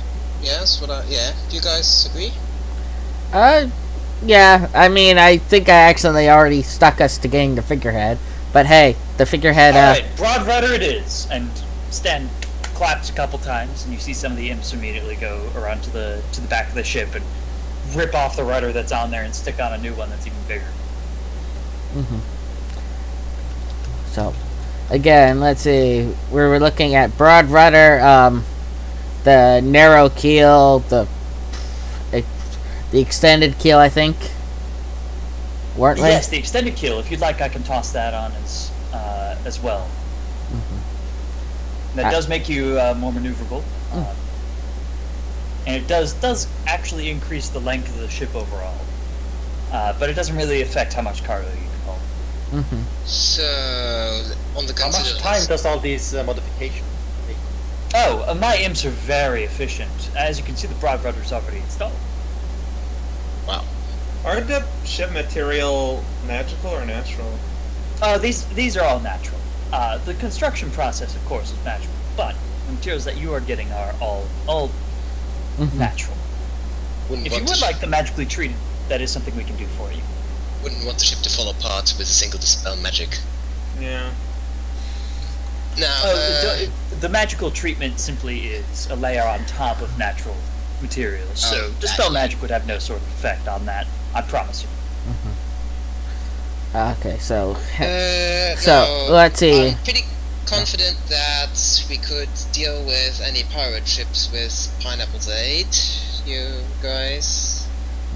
Oh yeah, here. This is Pineapple what, just like.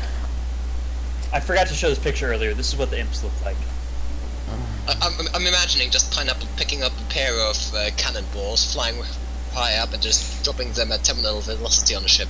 Well, if we are looking into some siege engines, in case your current plan falls through, we can equip this this puppy with a couple of light ballistas or catapults for you. We're not going to be able to afford it. No, they're not so bad. We can give you 2 light ballistas for 1,000 gold. Again. How much are we already spending on it? I haven't kept track. Currently, and he kind of he pulls out a monocle, sticks it in, licks his thumb, and flips through his little notebook. You are currently having the ship, which is 10,000, the figurehead, which is an extra 250, rowboat for 50, and broad rudder for 500, putting you at a current total of 10,800 gold that you would be spending if you walked away with this ship right now. I mean, yeah. I mean, the catapults didn't seem too bad in considering. I mean, what about that? Well, I'm sorry, sir. What is your concern? I was gonna say, what about that? The narrow keel and the extended keel. Oh, I'm only writing down things that you've confirmed that you would like. Would you like to add those on? I mean, those would make us more maneuverable, unless you think we should add weapons. Because those were what 1,500. The extended keel will run you an extra 1,000, and it was the narrow hull that you're looking at. Yes, that would be an extra 1,500.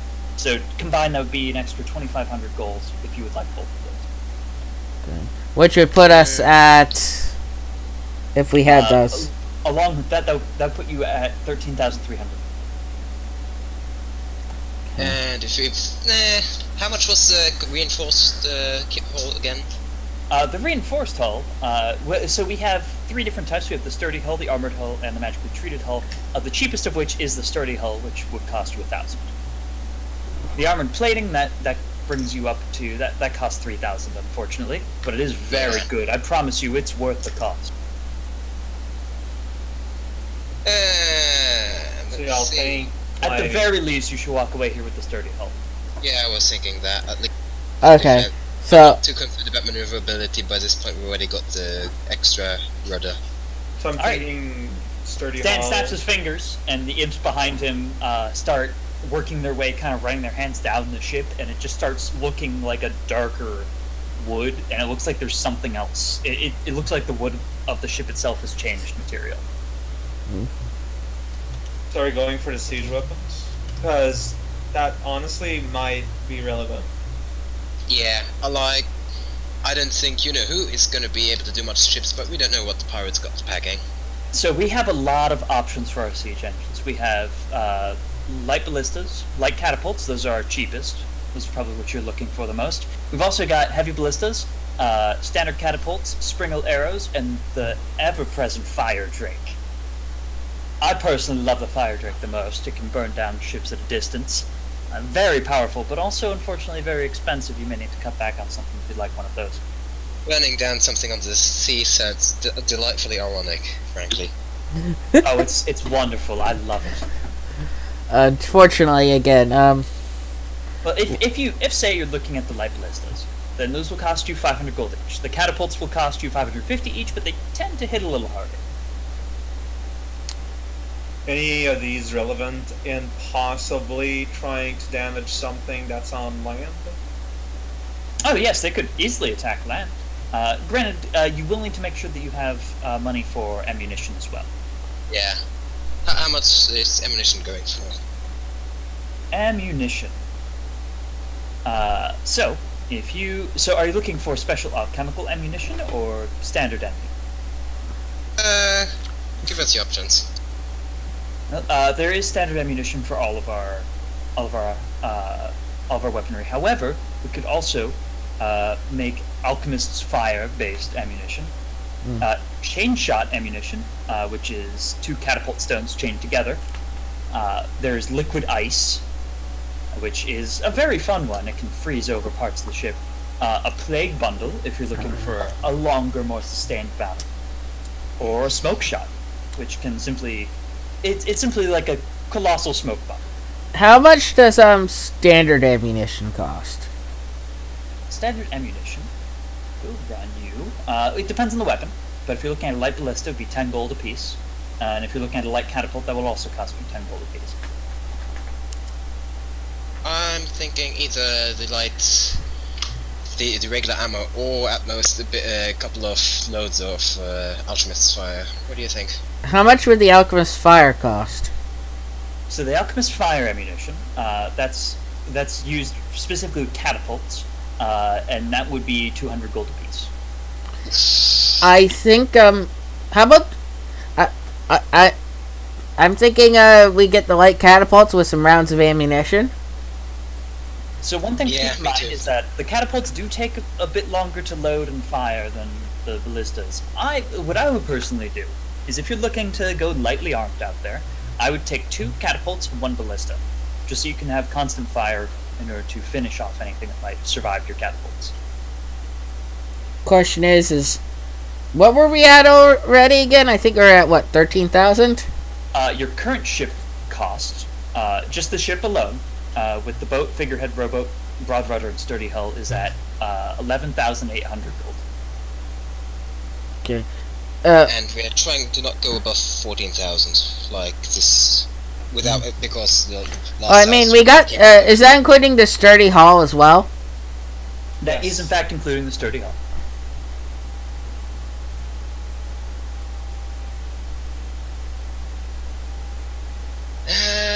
Yeah, I'm thinking 2 catapults, 1 ballistas, just with maybe 10 rounds each.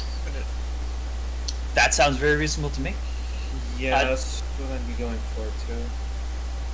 All right. So we have 1 ballista, 1 light ballista. So that's gonna be 500, and then 2 light catapults. That'd be another 1,100, as the catapults are 550 each. And then we're getting 10 rounds of ammunition for the ballista and 10 rounds for each catapult. That's Sounds another like 150. no. That would So be that'd be- 300. That would be 300, because he said 10. Yeah, each Oh, yeah, round of ammunition is 10 gold. I was counting 3 times 5 for some reason. Yeah. Alright, so that is 300 gold worth of ammunition. So let's toss this on your pile here. I think we've got a nice set of features. You guys alright with this? So your total is currently at 13,200. Yeah. And you sure enough see the demons, the imps loading stuff up. Are you sure you wouldn't like to have at least one alchemist fire? Yeah. If one lands right, then the ship is down. That's all you need. Yeah, I mean, why not? All right. We'll throw one alchemist fire on there. This Remember, one's that for only Colleen. works in the catapult. This one's for Colleen.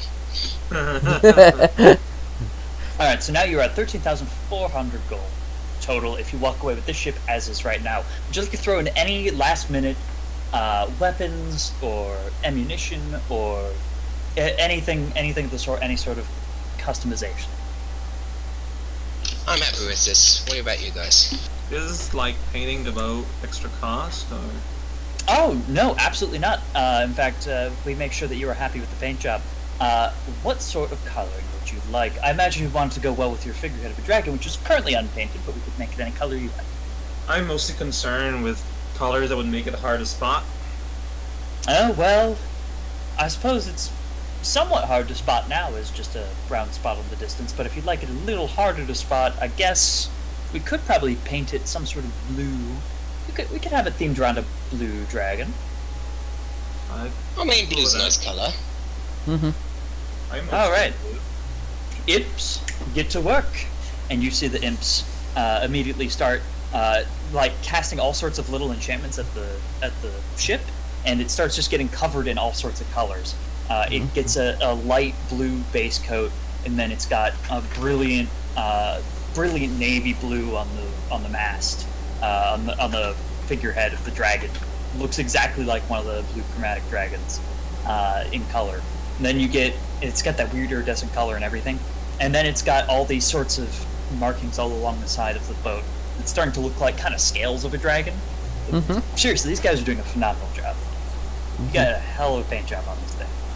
I can see why this guy's got so much business. I'm the best around. I can see why Melvin recommended you. Oh yes, and please do give Melvin my best if you see me again before you leave. Now, finally, can I interest you all in a warranty for your ship? It's important to protect your investments, and here it stands, we understand that your peace of mind is the most important thing when it comes to your purchase. How much does the warranty cost? Would we be able to collect the warranty even? Oh yes, actually, we have good plans for that. So, with your warranty, we will immediately replace any excessive or unexpected damage to come from standard use on the spot. One of my imps will be there immediately upon your invocation of the warranty to assess and fix any damages covered under. Standard use, does that include the, That simply means that if you get hit by a cannonball, that's not my fault. But if it wears out too soon, that is my fault, and I will gladly replace that for you.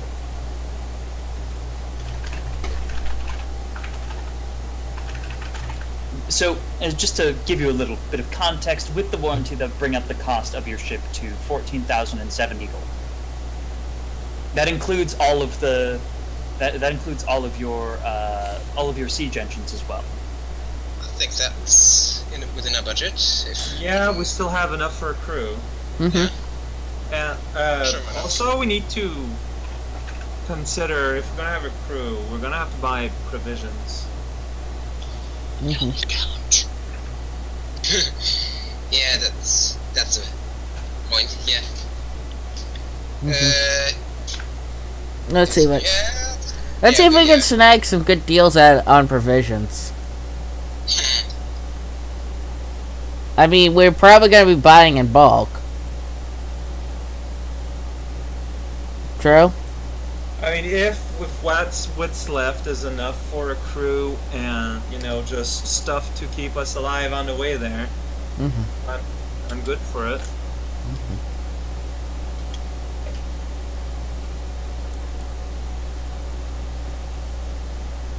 All right, so are we good with the full warranty cost? We are. All right. Well, in that case, I'm going to simply need you to... He pulls out a little contract here. I'm gonna need you to. Who exactly is the person paying for this? I detect magic, the paper. You detect trace magic from it being probably summoned from his pocket. You're suspecting his pocket does not actually contain a bunch of these, but you don't detect any magic on the paper itself. Yeah. We're all kind of paying, so. Alright, I suppose I'll be signing on behalf of us. Alright, he snaps his fingers, and one of his imps brings up a little desk, and he sets it down on the desk. Sign on behalf of Colleen. He hands you a quill. he hands you a quill, and this thing's about 8 pages long. It's stapled together. I'm going to need you to sign here, initial here, initial here, here, sign here, initial here, sign here. We should probably read through it first too. Yeah. I'm just gonna roll perception. I'll roll perception as well. Wow! Looks good to you guys. Anyone else want to roll? I'll give it Yeah. Oh, not much better. I mean, at least you rolled higher than a 1. I rolled. Yeah, Oh man. Yeah, among all you guys, none of you notice anything particularly unusual about this contract. It seems to be a lot of like warranty provisions. Actually, that seems to be what the bulk of this is. So yeah, do you sign it? Sure. All right. So you just go through and sign initial all places, and Stan, his face lights up. He looks delighted. He says that will be 14,070 gold, my friend. Okay. I suppose let's count off the 930 gold that's gonna be left over and give him the rest. Thank you very much. Should we? He tosses the bag over his shoulder, and one of his imps grabs it, catches it, and just starts immediately counting it up. Should we? Thank you so much for the business here. I was gonna say, should we all sign it so that way we all, list all our names on the deed of ownership, or whatever, something like that. So any of us can summon that form that warranty incantation. As you're asking that, Stan has grabbed the contract. It curls up in his hand and then disappears in a puff of fire. So thank you very much for your business. Now, can I interest you in some crew? Yeah, that was next on the list anyway. All right. What sort of danger are you looking to run into out there? Hopefully. Currently, pirates, naturally. Naturally. Besides that, hopefully not too much. So you're not going to be doing anything particularly drastic out there on the high seas, then? We've heard there was some sort of ghost ship going around. But ghost ship? Oh, interesting. That's what we heard. Now, if you're just simply doing basic cargo and travel stuff, then yeah, we can easily get your ship 100% crewed for. It's going to be 21 people at 3 silver a day. So that's going to run you 63 silver per day. How long would you like to sign a starting contract for to get these workers working for you? Probably about 10 days, 7 days, 10 days. Count of 10 days to 3 days to Bloodworth Island, on Island, and then back off of it. Then like 3 days south, and then 3 days back up. Well, it's only gonna be a day to Bloodsworth Island and back, so that's 2 plus. Once we're done, though, like we don't need Riddleport. We can go to like down south. We don't need to ride all the way back. That's rude to the crew. Now they're stranded like a week away from. I'm sure they're used to that. Right? Yeah, that's true. No, isn't that what they do? Yeah, that's true. Oh, then 10 days. You said. Are you looking to pay half now and half on completion, or are you looking to pay up front?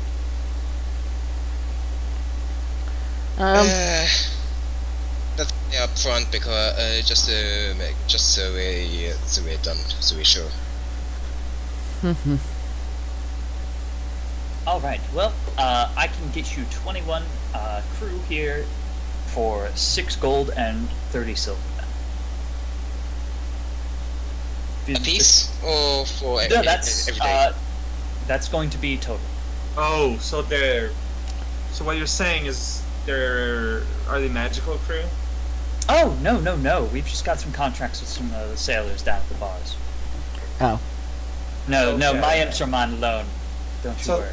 So the cost is just basically to avoid as a hassle. It's a fair wage. Yeah. I take the guys just aside and whisper to them. So, let's say we were to make landfall on an island near Zrad in space. We don't want to actually have them to deal with him. You think we could just take the robot to his base, which would A, be more stealthily, and B, more safe for them? You think that would be alright? Yeah, that's what I was thinking. That's what I was suggesting. Yeah, the boat will not actually anchor at the island. Yeah, that was thinking. How much was the rowboat again? I can't remember. The rowboat was 50 gold. That was included in the cost of the ship. Should we add a second? Should we add a second one just so I suppose. I'm gonna fly, so don't take me into consideration for rowboat. Well, I mean, we want to leave the crew of rowboat as well, in case. Just a second one, just to be safe. Yeah. I'm gonna say, can we actually add a second rowboat to that to the ship, Stan? Oh, absolutely. Would you like a warranty on that one? How much would the warranty for that rowboat be? With warranty, that will run you 52 gold and 5 silver. Yeah, that's pocket change, basically, at this point. Mm-hmm. All right. Well, he pulls out another contract, and you see the imps toss another rowboat into the water, and you see that it get hoisted up next to the other one along the side of the deck. Mm-hmm. You guys can't have the money. I'll sign this.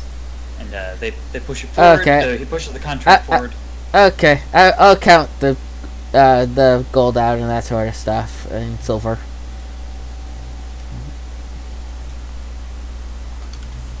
Okay. Now to figure out how to find some provisioning for. Oh. Alright, when will the crew be ready for departure? Give it about 20 minutes. Oh, that fast. Yeah. We're very efficient here at Stan's Totally Safe Ships. I can see that. Well, we're probably not going to be ready by that time, so, If the how long crew you guys used going to think? that part of the warranty. The crew are not included as part of the warranty. Trust me, if I could, they would be. Oh dear. When do you guys think we should take off, like? Early as possible. Alright, so, I guess 2 hours? Sure. Do you have anything you Somebody want to will do? have to get dock as well. Hey, does the boat look like there's enough space for my wagon? Like, I'm not asking, I'm just looking. Yes. Okay. Yeah, time I get my wagon on there. I mean, although that's gonna be interesting having horses on. Hey, well, Somebody will have to clean up the dirt. since there's a possibility that we're not returning to Riddleport when we're done, I'm bringing my wagon with my horse. That's just... I mean, it's a fair concern. Yeah. We'll also be... Actually, we probably wouldn't need the wagon on Los Bazaar. We could just ride the way. So we'd probably even be faster. That's not a bad idea. So yeah, just get provisions, get dock, and we're ready to go. And out of character, we don't even really need the provisions, except for maybe alcohol, because you know how seamen are. I mean, it is like a week and change. Yeah, so... Wouldn't we need some kind of food? let's see. We've still got the pouch, so I could Oh, that's right. Yeah, but, if you're just gonna cook a big meal for them every day, yeah, you could do that. Alright. But yeah, probably just get the provisions, because they get suspicious. Well, magic exists, and is actually still. very common. They don't know.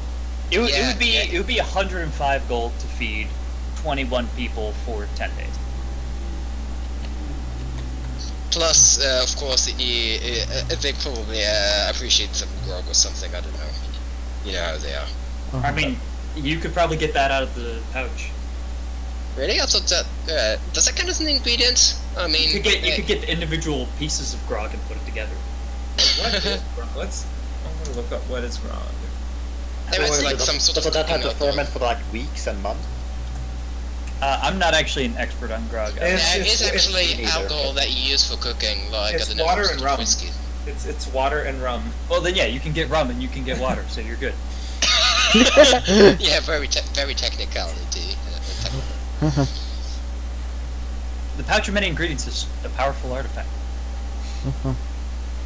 Like We I should don't know, like, we should look, probably at least snag a bear.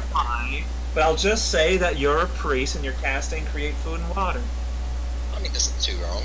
I mean, you probably could actually cast create food and water. I can create water.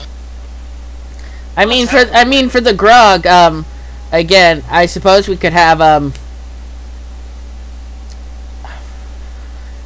we could buy a couple barrels so when you know, that sort of stuff, or kegs or something like that, empty kegs, and just use the pouch of many ingredients to fill the barrels up.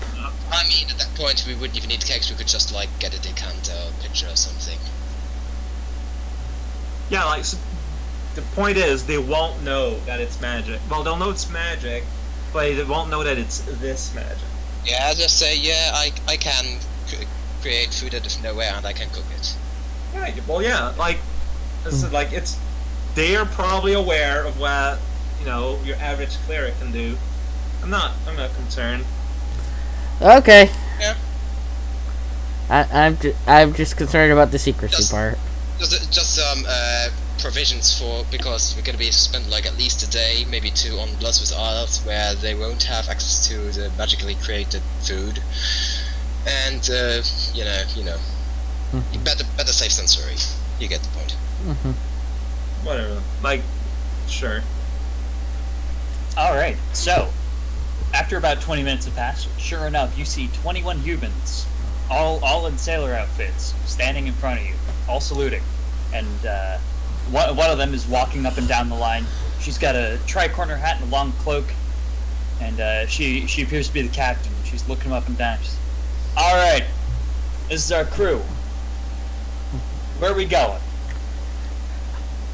Just let us finish loading this. We're gonna leave. Oh, that took 20 minutes. In roughly an hour and 40 minutes. At first, we're going to be going towards. Where's the map? Woodsworth Island. Woodsworth Island. What's with that? Alright, interesting. Stan! You got a payment, right? Stan peeks his head out from his offices. Oh, absolutely, love. We got it all taken care of. Awesome. Alright. Let's get on board then, and let's head out. And we will pick this up next time. Okay. Alright. I can. Have fun buying a boat. Yeah. I've got the final list of things on your boat, and I will also send the rules for, or like, I will send you the boat pages that are relevant. And if you want to give your ship a name, Actually, yeah. do you have a good name in mind? MS approaching disaster. The bakery. God, both of those are very good. I feel that with the bakery, that's bringing too much attention to what we're doing.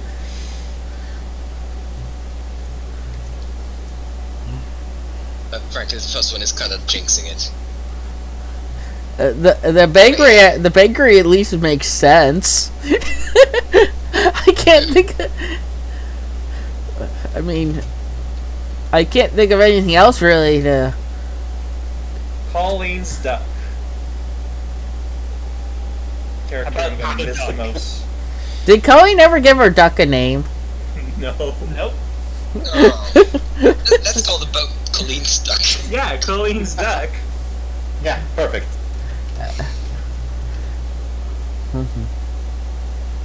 Also, if you guys are interested,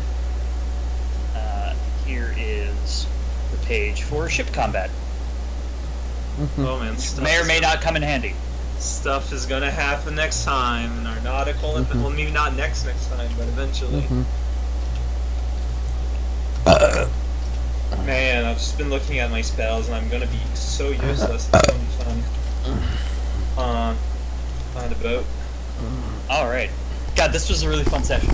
I expected you guys to get up to here at the end of last session, actually. Oh. But yeah, no, I was way off with my estimation. So hey, that just meant that I didn't need to plan anything for this time. Well, I mean, last time we kind of got sidetracked with that rent a No, skeleton. this was super fun. Like I want to make it clear, this campaign's been a blast. Like I love it when I get sidetracked because that means that my players are doing something cool and fun. Like, I'm real pumped for this boat. But I'm gonna go grab sushi with one of my friends. So I will catch you guys later. Okay. Alright, see y'all in 2 weeks. Yep. See ya. Bye bye. Thanks. Well, have a good evening. The one person I was watching who's no longer watching. I'm stopping streaming now. Okay.